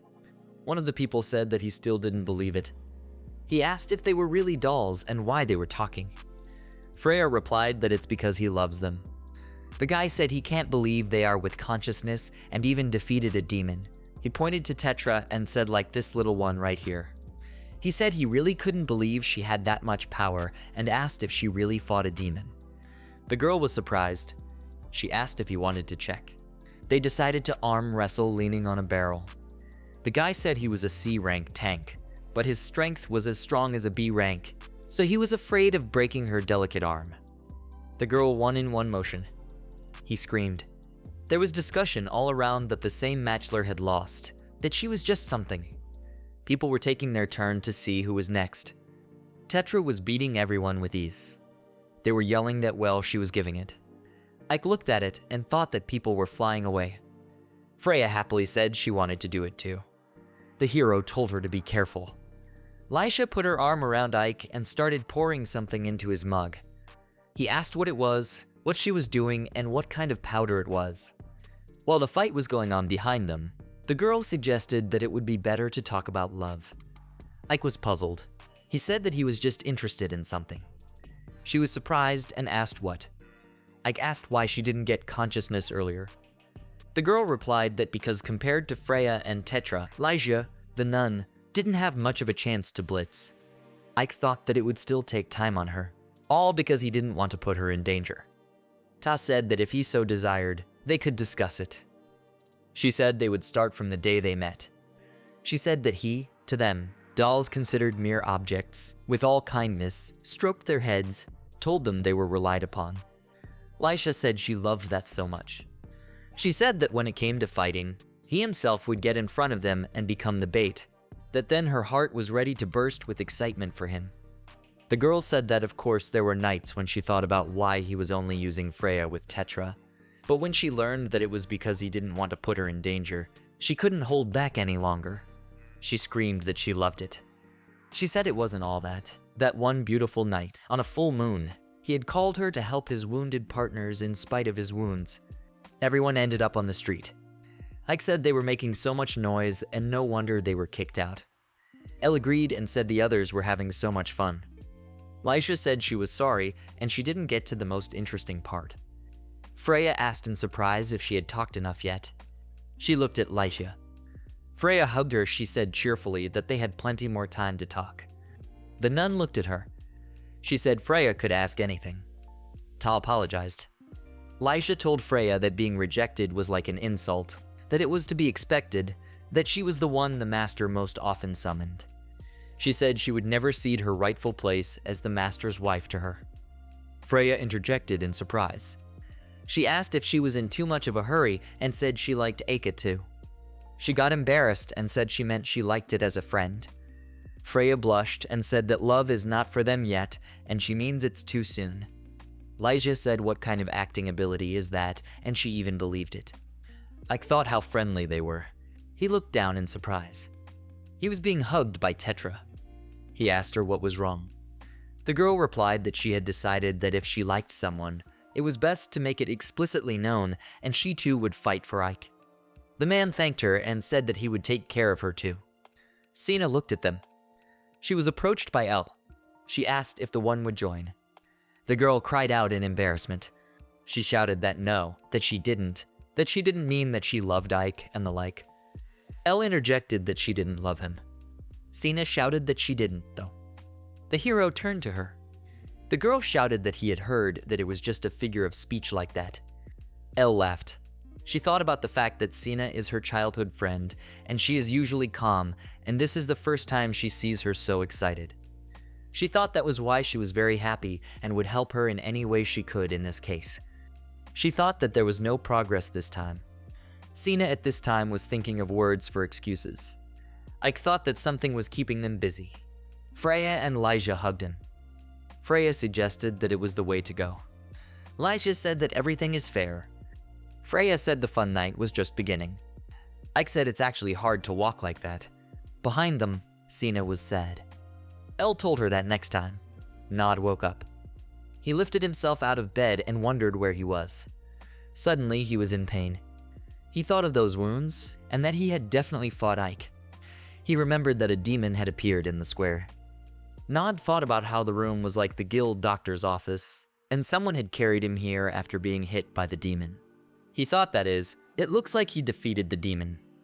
He left the room with the thought that the fact that he was alive during a threat to humanity was enough that. Isla noticed that he was awake. Nod said how scary he was. The girl didn't understand what he meant. She held out her sword to him as he immediately disappeared from the guild. It was night. Yun yelled at Nod, asking where he had been. He replied that it looked like he had won. The girl asked if it was true that he had lost to Ike, and also that the demon had been defeated. She said that it was Ike who defeated him and asked what it was all about. He was shocked. Nod thought about Ike again. He thought about how long the latter would chase him, that he wanted to stop him. Ike and his dolls came to the guild. Hero, what mission will they take today? Ike thought about it and said that they'd handled such a big one yesterday. He suggested they take something easier this time. He noticed one of the missions on the wall and asked what it was. The hero saw that it was a survey of Ville's forest. He asked the girls if they would take it. They said yes. He said that they said that Cyclops appear there. Ike thought about the fact that the monsters that were supposed to be deep in the forest started appearing at the entrance, that this mission says that the ecosystem of the forest is disturbed, and he thinks it's for a reason. He thought about it. Tetra read that the condition required 1B rank adventurer on the team. She said that they are C rank, so unfortunately they won't be able to take this mission. Freya said that they are as strong as a rank and it's unfair. Lyja said that it seems like not everyone here understands the coolness of the master. She said that if he can't take this mission, then no one will definitely take this mission. Ike replied that that was too much. He thought about how he understood the feelings of the person who offered the mission, but they couldn't take it for now. He said that they should gain experience in the guild first. The hero said that there might be other missions as he suddenly noticed Sina and Elle. He wished them good morning and told them that they had come too. Elle in return wished him good morning. Sina was embarrassed by his appearance. She wished him good morning and said that what a surprise. They wished good morning to the dolls. Those replied in the same way. Ike asked the girls if they wanted to take the mission together, holding out a sheet to them. Elle read that it was to survey Ville's forest. Sina agreed and said, "Then there is something incomprehensible about it." She agreed and offered to take it. She said that they should repay them for yesterday. The heroes went to the forest. Freya, Sina, and Tetra walked ahead, followed by Ike with Lyja and Elle. Freya asked Sina how she fights. She replied that she usually just helps Elle. She said that when an enemy shows a weak spot, she gets them with a dagger. Freya replied how cool that was and asked where she learned that. Sina said that when she is alone, she uses magic. Freya was surprised and asked again if she knew how to use magic. Tha answered in the affirmative and said that assassins have the skill at shadow magic.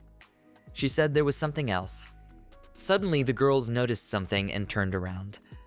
The whole team looked at the bushes. Many eyes could be seen from them. Goblins ran out of the bushes screaming. Ike was surprised. He realized that it was a bunch of goblins. He said that it was still strange, all this. Elle agreed. She said it was too soon for them to show up. She said then they would have to beat them for now. Ike agreed and said they would think after that. The monsters attacked. While Ike and Elle watched, the others took up the fight, killing the goblins. Lisha said they didn't seem to need them.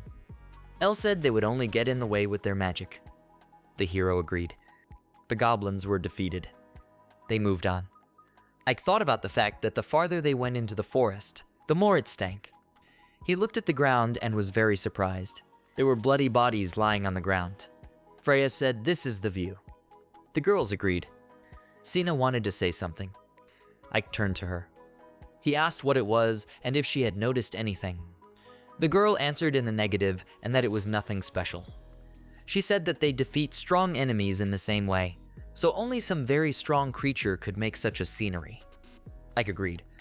He said that it was indeed strange that there were corpses lying around without shards of magic stones. Elle said that it depends on how they are killed. She said she had heard that it rarely happens, but with such a large number, it can't be a coincidence. The hero said he wondered what the purpose of whoever did it was. He was approached by Lyja. She said she sensed identical movement here to yesterday. Ike asked if she was talking about a lesser demon. He thought about it, so to speak. It's a demon that eats human magical creatures and gets power from them. He thought that with the power of the lesser demon they defeated, it would be easy to defeat without turning the enemy into magic stone, meaning that the monsters appearing at the entrance escaped from the lesser demon. He said that it seemed like the ecosystem wasn't going to collapse anymore, so he offered to go and inform the guild. Frey agreed and said that the best thing in the world was the lack of problems. Suddenly, a loud sound was heard. Ike asked what it was. Sina shouted to him that something was behind him. A huge monster was coming out of the forest toward them. The hero realized that it was an ogre. Ike yelled that it would attack and for everyone to duck.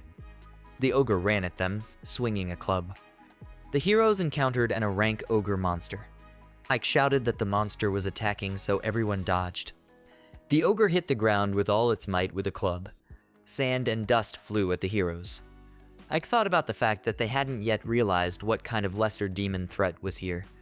He thought that now they couldn't let it escape, and there was nothing left but to defeat it. The monster's eyes read anger.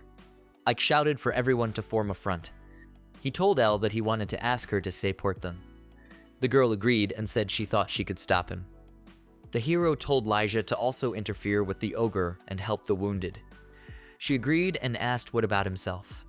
Ike said that there was a lot of people to rely on today, so he would be the bait today. He said though maybe he shouldn't. The nun disagreed. Freya attacked with her sword. The ogre was not harmed by it in any way. The girl said he was not so simple. Tetra offered to switch. She ran towards the monster. She swung her fist and hit him in his stomach area. She said it was heavy. The ogre swung at her. Ike shouted to her. Sina pulled out her daggers and said she would not let. The monster's arm almost reached Tetra, but Sina used a shadow swan and his feet started to fall through the ground. The monster failed to reach the girl. Ike wondered if it was shadow magic. Sina stood confidently with her daggers in her hands. The hero shouted to Elle and Lyja. The two of them responded. They used Inferno and Fire Wave. The ogre was immobilized with the help of the girls. Ike shouted that this was a chance and for the others to attack at once. Tetra, Freya, and Sina rushed forward. Suddenly, the monster rose up and started yelling loudly. Ike didn't realize what was happening. The ogre's eyes turned black. He jumped up, swinging his club. As it landed, it hit the ground just a little short of Freya. He raised the cudgel, and with it, a lot of earth rose up. Pieces of dirt began to fall on the heroes from above. Ike said as he scooped up the earth. Seeing nothing, he thought of the massive soil with blood content, and he blinded them. He realized that the purpose of the ogre was to restrict movement. He thought that their opponent was a rank, but if he showed his weakness, he could be defeated. Ike thought that he could see, and by increasing his concentration, the monster could be felt. He thought that if it continued like this, they would lose and everyone would die. The hero realized that he had to do what he could and stretched his hands forward. He used the bait. The ogre turned its attention to him. The monster ran at Ike with a scream, swinging a club. The hero realized that he needed to act now. He assumed a position for a quick start and ran forward with all his might. When the ogre struck, Ike was already behind him. The hero fell to the ground. He thought about the fact that he had succeeded in distracting the monster, and then it was up to the others. Tetra and Freya jumped on the ogre from behind. Ike, covered in earth, said joyfully that this was a victory. The girls shouted to Ike. Elle apologized to him and said they had put him in danger. Sina apologized that they couldn't react. She apologized. Rising up, Yoroi replied that there was nothing to apologize for. He said that they were good for fighting face to face. He said that they stopped the cause of the anomalies and were able to defeat the ogre. Ike asked if that wasn't good enough. He offered to proudly return. The heroes set off. Tetra had a horned bath duck, a popular toy, on her head. Ike was thinking about their team. They arrived in town, and he said they sure were muddy. Everyone was muddy. The hero thought about the fact that they parted with Elle and Sina after they returned to the city and shared the reward. The girls said goodbye to Ike. He asked what they would do next. Elle replied that they didn't know yet. Sina said that they have something to do for now. Ike interjected. They said they did. He thought that they wouldn't be allowed to go anywhere like that. He had an idea. The doll's eyes lit up. They were very happy to see the bathtub. The hero said that they could be cleaned in the doll's cases, but En thought of letting them have such an experience. He said that all the more reason to have them wash quickly. He told the girls to go ahead. Ike thought that they were originally dolls, but now they had a female body and consciousness. He thought it was still good that he let them bathe separately. The girls were discussing something. Freya was surprised. Lisha said she might as well be alone. Tetra said she could too. Ike didn't understand what they were talking about. He said they could climb first. Lisha said they could after him too. He was puzzled. She said the master would go first. The girl looked at him with a smile and waited. The hero asked the others if they agreed with her. Tetra said yes. Freya shouted happily that they would wash up later. Ike didn't understand what was the matter. He said then happily. He lay down in the bathtub and relaxed. The hero said how tired he was. He asked when was the last time he took a bath. He thought about how he had gotten so busy after everyone had consciousness. Ike thought about the many things he had experienced after being expelled from the team. Especially the coolest thing he thought was that he had survived a deadly fight with an ogre right after fighting an inferior demon. He concluded that he was saved by everyone. The hero thought of the swordswoman doll Freya, the fighter doll Tetra, and the monk doll Lyja. He thought of them as his dear partners who have been with him since the beginning of the adventure. Ike thought of Freya as his indispensable partner in any situation and at any time, thanks to her quick movements and excellent sword skills. He thought that Tetra was excellent at getting out of critical situations with superior maneuverability and strength unimaginable for her small size. He thought that Lyja, with the help of a variety of magic and, from somewhere, a black flame attack, was their precious support. The hero thought of them all as irreplaceable comrades, but he didn't understand how they gained consciousness. He remembered that they said they did it from him. He didn't understand where their characters came from if he was the cause. Ike thought there was another reason, but he couldn't figure out which one, other than improving the skill. He thought that in addition, he hadn't heard that puppeteers could improve their skill at all. The hero thought that everything was too obscure, but everything was very important. He said that maybe it was for the best. He was distracted from his thoughts and said that it was time to get out of the bathroom. Time was limited after all. As he got up, he saw the dolls with no clothes on. Freya was very embarrassed. He asked in surprise what they were doing. Freya, all red, shouted that the two insisted she hadn't suggested it. Tetra said it was more fun to bathe together. There was no doubt about that. Lyja laughed and said that they were Ike's partners. She stood in front of him and said that whatever is natural is not ugly. The hero was puzzled.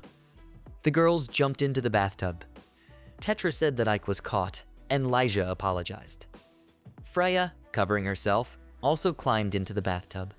Everyone was silent. A blushing Ike surrounded by girls thought that he wouldn't get out like that. He asked if they would explain it all. Lysia said it was just as they told him and that there was no point in them bathing in different tubs.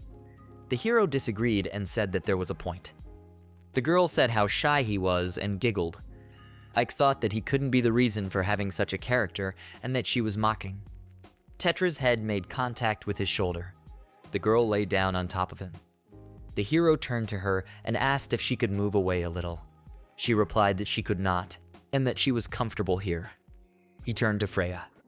She responded. He said they were having a hard time and asked if that was so.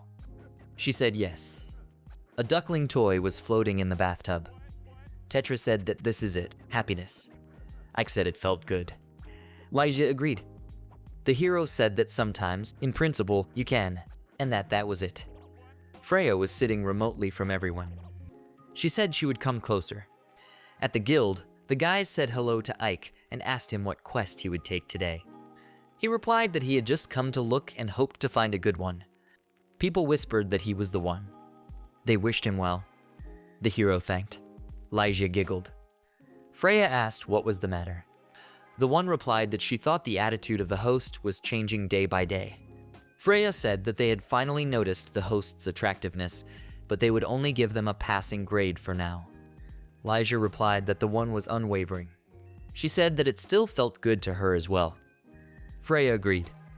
The heroes stood at the board with their assignments. Ike asked what they would choose. He said by the way that the rank didn't rise in a blink of an eye, and there would be no special quest today. Isla came up to them. She said that Ike was on time and asked if he had time. He wished her a good morning and told her that he hadn't picked a quest yet, so there was time. The girl replied that thank goodness, and then she had a conversation for them in the far room. The hero was puzzled. He and his dolls sat down on the sofa. Lysia asked him what was going to happen. Freya said not to make much noise. Tetra drank tea and said it was delicious. Isla walked over to them. Everyone twitched at once. She thanked the team for waiting. She said they could behave as usual. Ike wanted to excuse himself. The administrator suggested getting to the point. All agreed. She said that they had a conversation about having to report to the Royal Guild and the feudal lord about defeating the demon. The hero replied that he had already done everything. Isla said that a reply came back and they promised to give details later. She said that they had a personal errand from the feudal lord. Ike was very surprised. The hero stood outside a large mansion. He said that the house was big. He thought about it being a feudal lord's mansion, which is special in a city of aristocrats that he usually doesn't go into. On the way out, he said that he was an adventurer and was sent from the guild, that his name was Ike. The guard replied that they had been reported to them and asked to see the adventurer's map, just in case. The hero agreed and reached into his bag. After looking at the sheet, the guard said that everything was correct and asked him to wait. Ike exhaled a breath. A maid came out to the door. She invited the hero to pass. She said that the master was waiting for him in his study. They walked down the corridor of the mansion. Ike was looking around. From the doll box, someone said that it was beautiful here. The maid asked if the hero had said anything. He replied that nothing. Ike whispered to Freya that he told him to sit quietly. The girl apologized. He thought about the fact that it hadn't been long since the puppets had gotten conscious, and there were times when they did unexpected things, like in the guild. Ike asked Isla why he was a feudal lord, and why all of a sudden. Lysia giggled. She said that finally the feudal lord noticed his talent, and for sure he decided to give him his throne.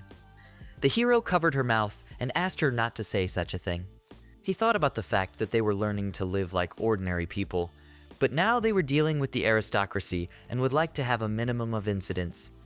Ike didn't think about them getting out and talking. He thought about the fact that it was still the right decision to say that he didn't have a team, and they would probably run around and frolic. He noticed someone on the stairs. There was a girl looking at him from behind the wall. He thought that she must be from this mansion. A maid called out to him, telling him that they had arrived and he was here. She turned to the man and said that they had brought Ike to him. The man gave permission to enter. The hero entered, apologizing. The feudal man responded by apologizing for summoning him so suddenly.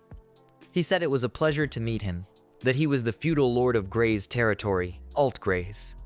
The hero said that he was an adventurer and his name was Ike. The feudal lord thanked Ike for responding to his request. He asked him to take a seat. Alt suggested getting straight to the point.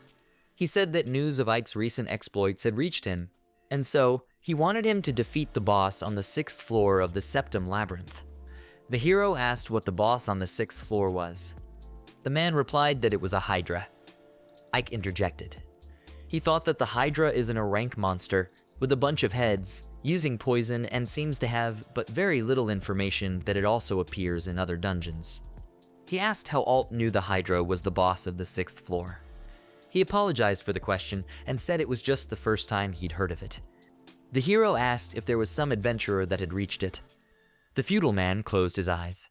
He said that in order to entrust Ike with this quest, he would need to explain the circumstances in more detail. He asked to follow him. As they walked down the corridor, the hero thought about the fact that the Hydra was unlikely to have expensive magic stones that aristocrats want. Alt said that they had come. He opened the door. There was a girl in the room. She turned around at them. Ike realized it was the same one who had been looking at him. Alt addressed the girl, calling her Iris. He reminded her that he had told her not to come near this room while they had a guest. The girl apologized. He replied that it was no longer anything. He said he had a conversation to Hero and asked the girl to leave the room. She agreed to do so. As she came out, she looked Ike in the eyes. He was puzzled.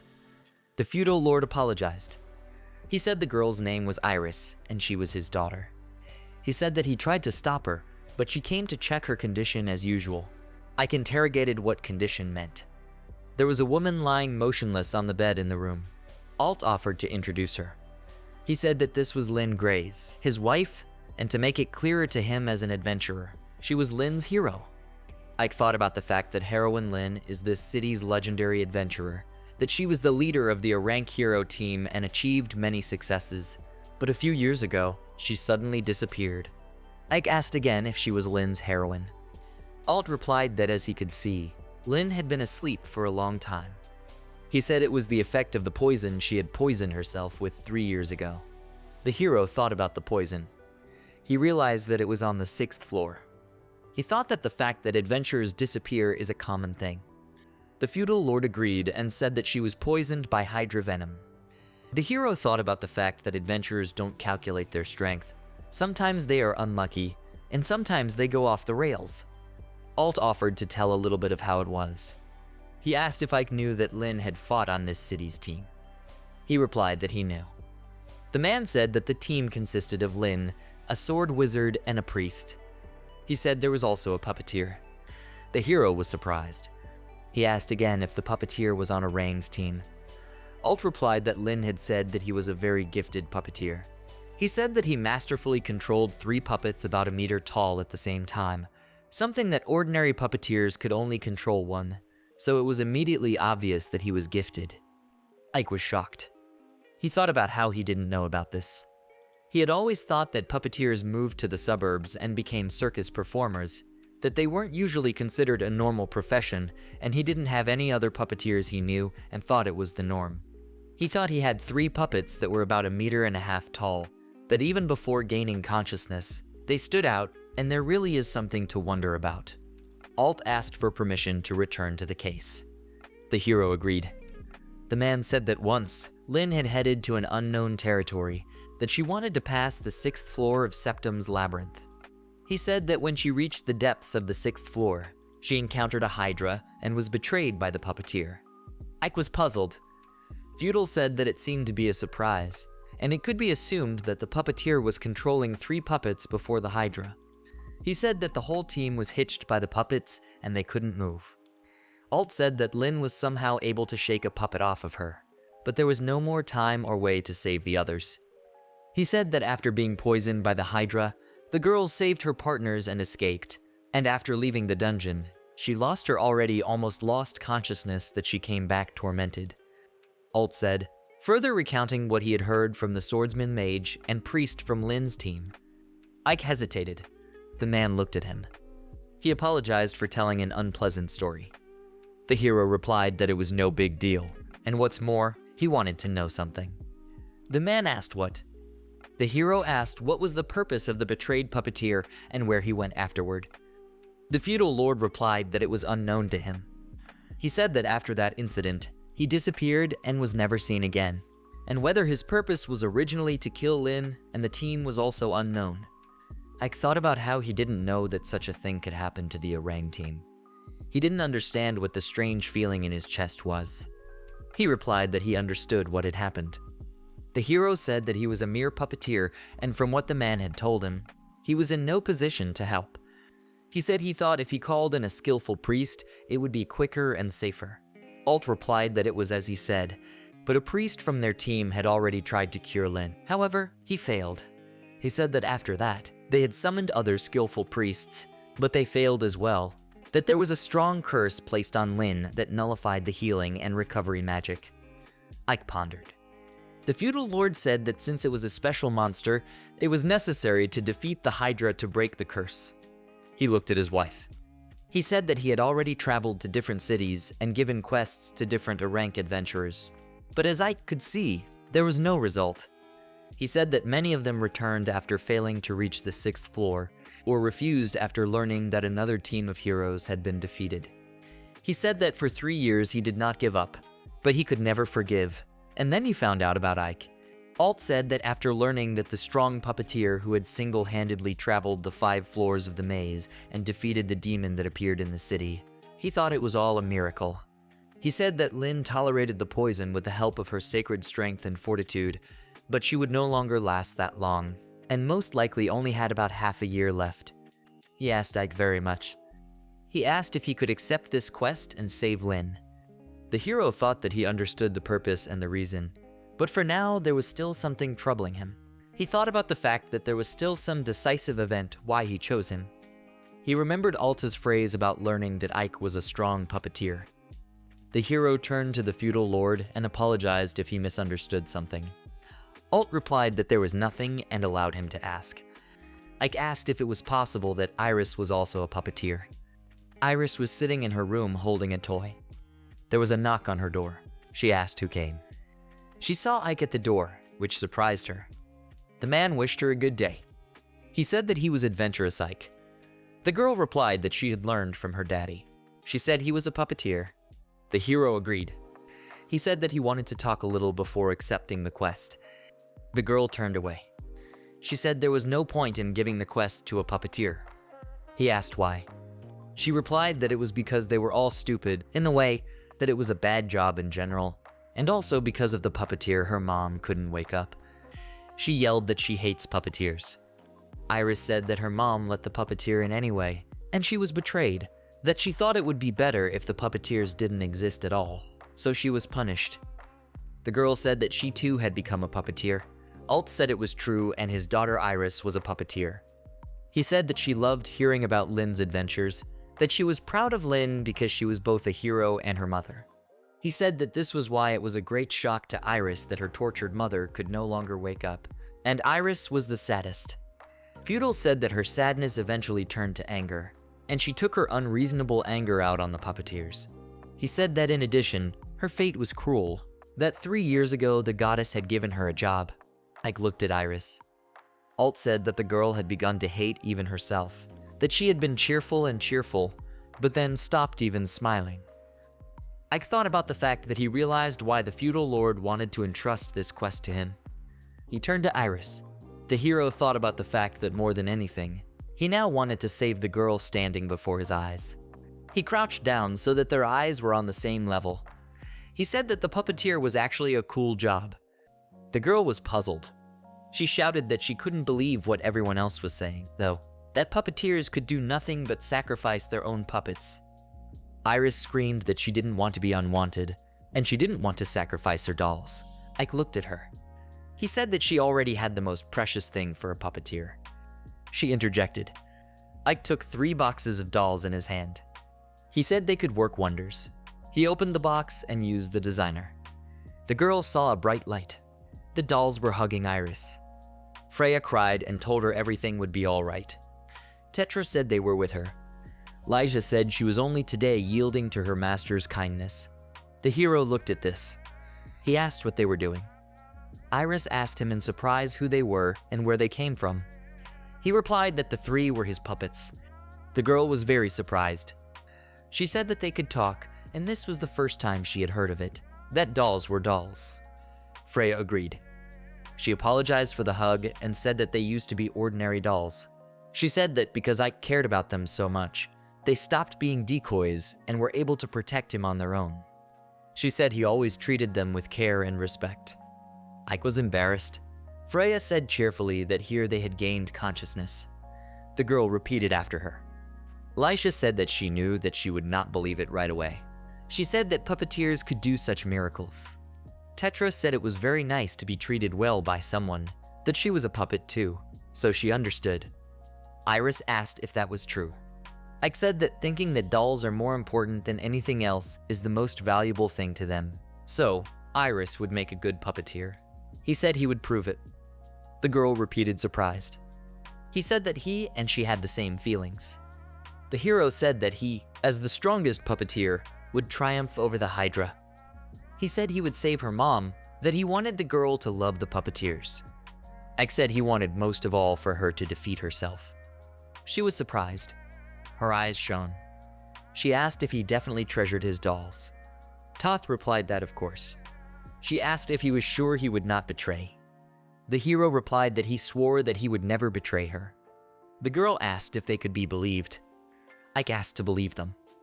Iris walked up to him and took him by his clothes, calling him brother. She cried and asked him to save her mom.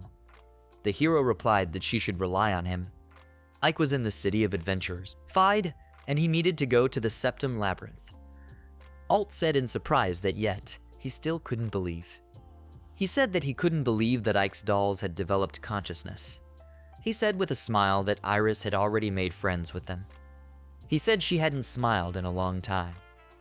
Looking at the team, the feudal lord said he thought they might as well perform a miracle. He handed Ike a map of the labyrinth from the 4th floor. The latter was surprised. Alt said Lin and his partners had left it behind, and it might not be complete, but it would surely come in handy. The hero thanked and said he would really need it. He said that he had a hard time with the boss on the 4th floor, and beyond that he didn't know anything at all, and any information would not be superfluous. Iris turned to him. She removed a necklace from her neck. Alt was surprised. The girl said it was an amulet her mother had once given her, and she thought it would protect him. The hero asked if she would give such a precious thing to him. She disagreed and said she would lend it to him. Ike agreed with a smile.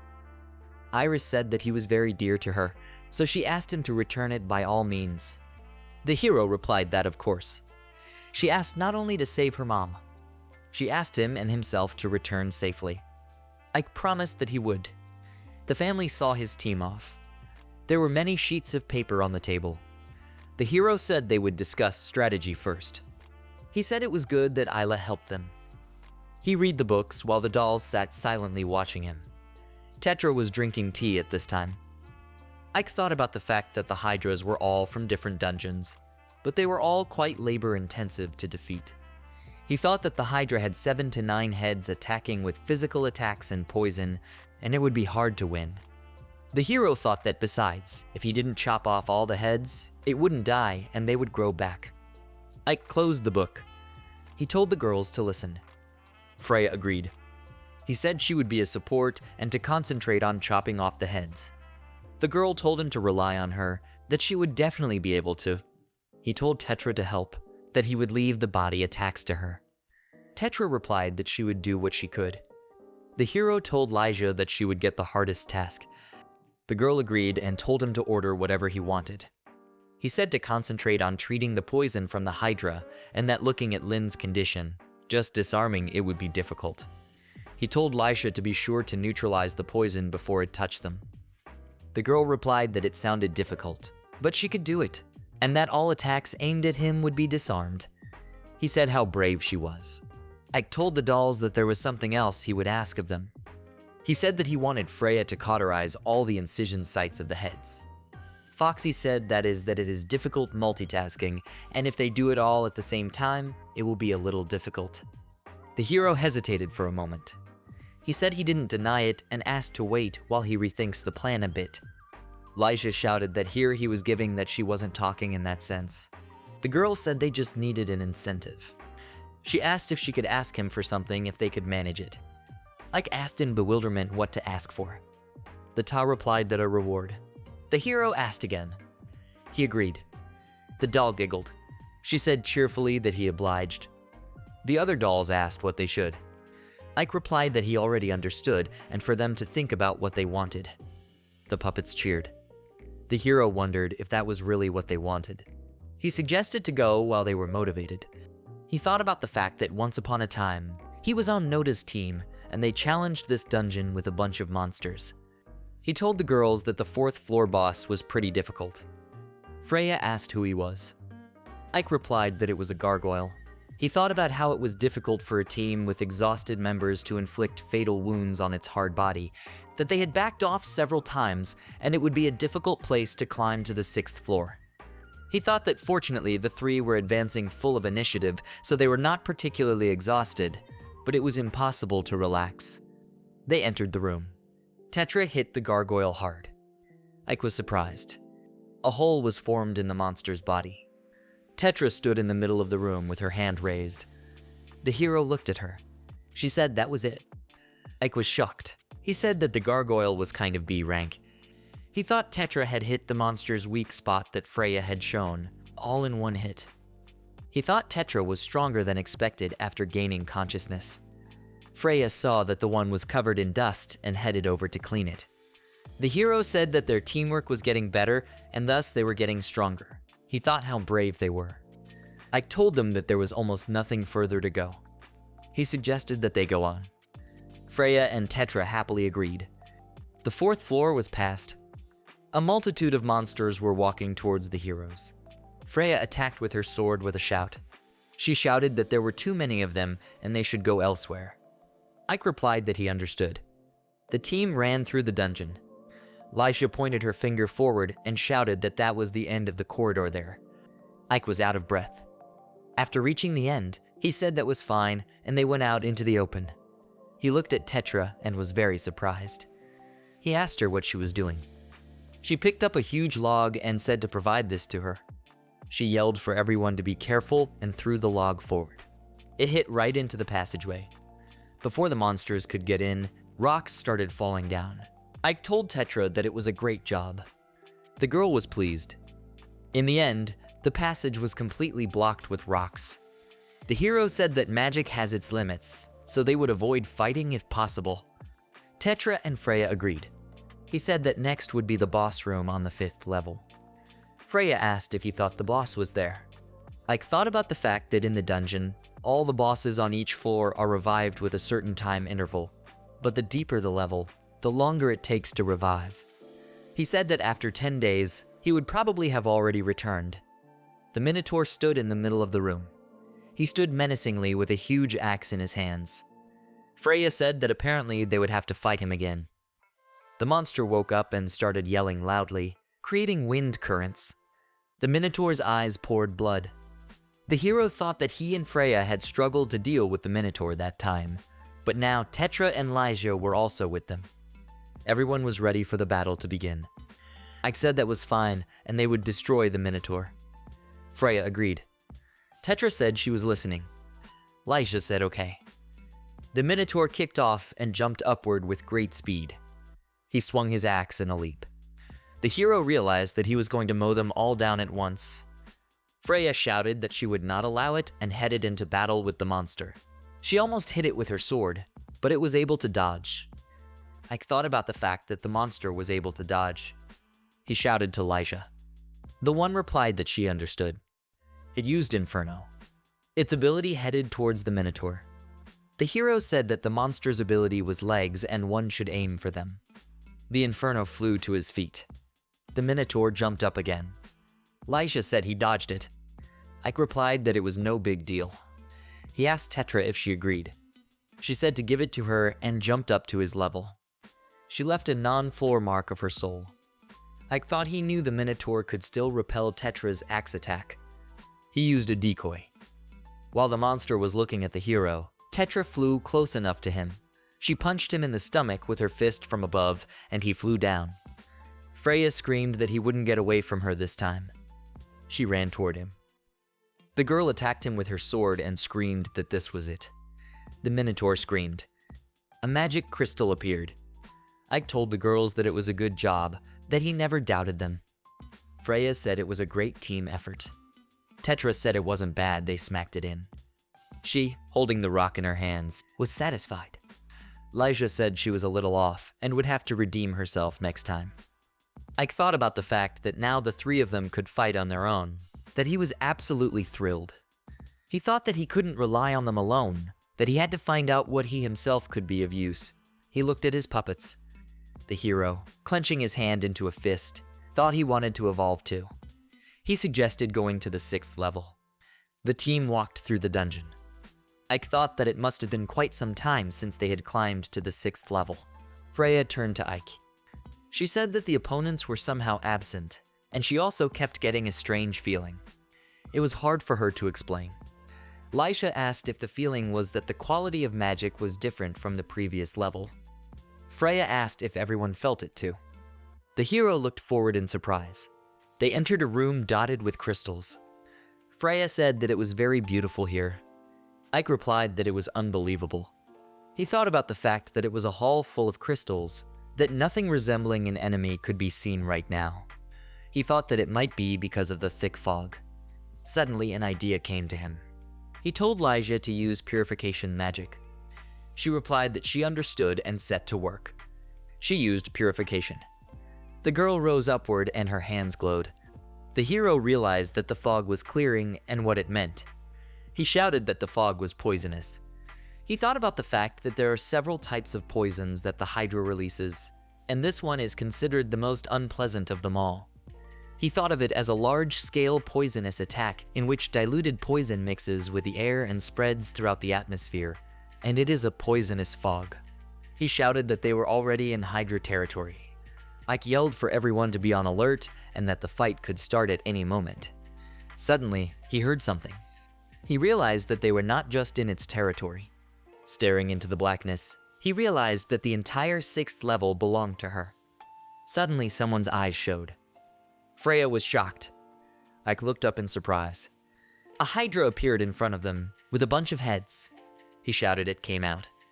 He wondered if it was the same Hydra that had defeated Brave Lyn. The Hydra was simply huge compared to the hero. Ike thought about the fact that normally Hydras usually have 7 to 9 necks longer than 10 meters, and it is considered that together with their bodies, they are bigger than a small inn.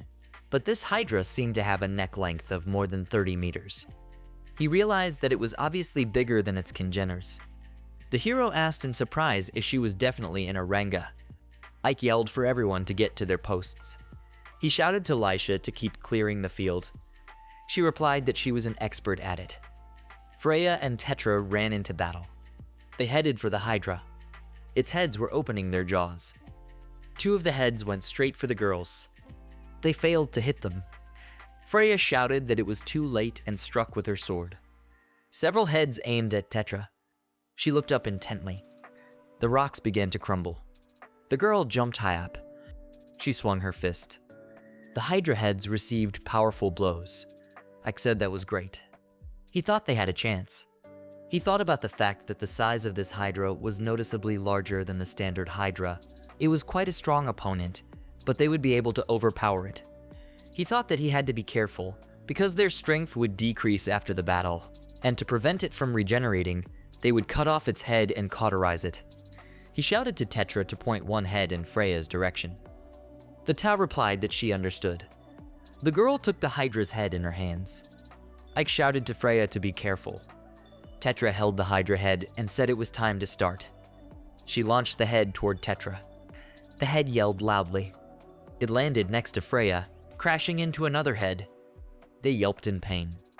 Freya shouted for action now, swinging her sword. She struck several blows, and in doing so she severed 4 of the Hydra's heads. Ike shouted to Lyja. The latter responded. She used Inferno on the severed heads. They cauterized. The hero said that was great. He thought the first 4 are there, and now they had greatly reduced the monster's strength. He thought that they should have an advantage. He didn't realize what the pressure was. One of the heads glared menacingly at them. Hydra towered over Ike. Toph thought that they definitely had the advantage and could not be afraid. He decided that he should finish off the two heads near Tetra first. He shouted to Tetra. One of the heads let out a shriek. It knocked the dolls over. They were confused. The hero didn't realize what those hidden heads were. He covered his ears with his hands. The head opened its mouth and almost reached Freya. Ike shouted to act faster. The girl jumped up, bypassing the flying rocks. Tetra jumped upward, toward the screaming head. Something began to appear at the mouth of one of the heads. It was right next to Freya. Ike didn't realize what it was. He shouted to Freya to run. The girl didn't realize what it was. Some kind of liquid from the mouth of the head flew straight at her. Freya managed to jump up and dodge. The place where the liquid hit began to melt. Ike thought about how this poisonous attack was so dense that even cleansing magic couldn't save. He thought that if they were hit by it, they would definitely end up dead. Freya was frightened. The hero thought that the Hydra was attacking harder and there was no way they could lag behind. He shouted for everyone to gather that they would ambush. He used a decoy. All heads rushed toward him. He saw the onslaughts, the charging, the venomous shots, the fangs, and thought that all this must be avoided. He thought that if they joined forces, they could defeat any, even the strongest enemy. Almost all the heads were cut off. Ike turned to the girls and told them to listen. He said that all they had left was that giant head, that he would tell them what they would do to destroy it. Tetra and Freya agreed. He held out his hands to them and told them that they were counting on them.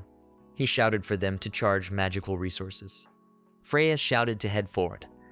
The hero thought that this was the final battle.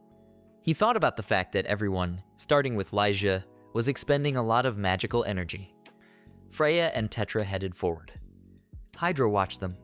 Freya shouted to go forward, swinging her sword. Everyone looked at her. She brought the sword up to the Hydra's neck. Her attack did nothing. The girl didn't realize what was happening.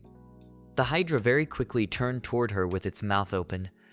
The girl started to fall down. Freya fell on the crystals. She screamed in pain. Ike was in shock. He screamed at her. She did not respond. The hero fell to his knees. He could not believe what had happened. Lyja shouted at him to take a break. She said that the puppets, could not just die, that they knew his principles, but to save her, they needed to finish off the Hydra quickly. Ike said he would be the bait. He told Lyja to keep using purification magic in Tetra that she was under attack. Tetra replied that she understood. Lyja told the master to rely on her. He smiled. Hydra towered before the heroes and yelled loudly. The girls were ready for battle. Suddenly, something began to emerge from the severed heads. They began to grow.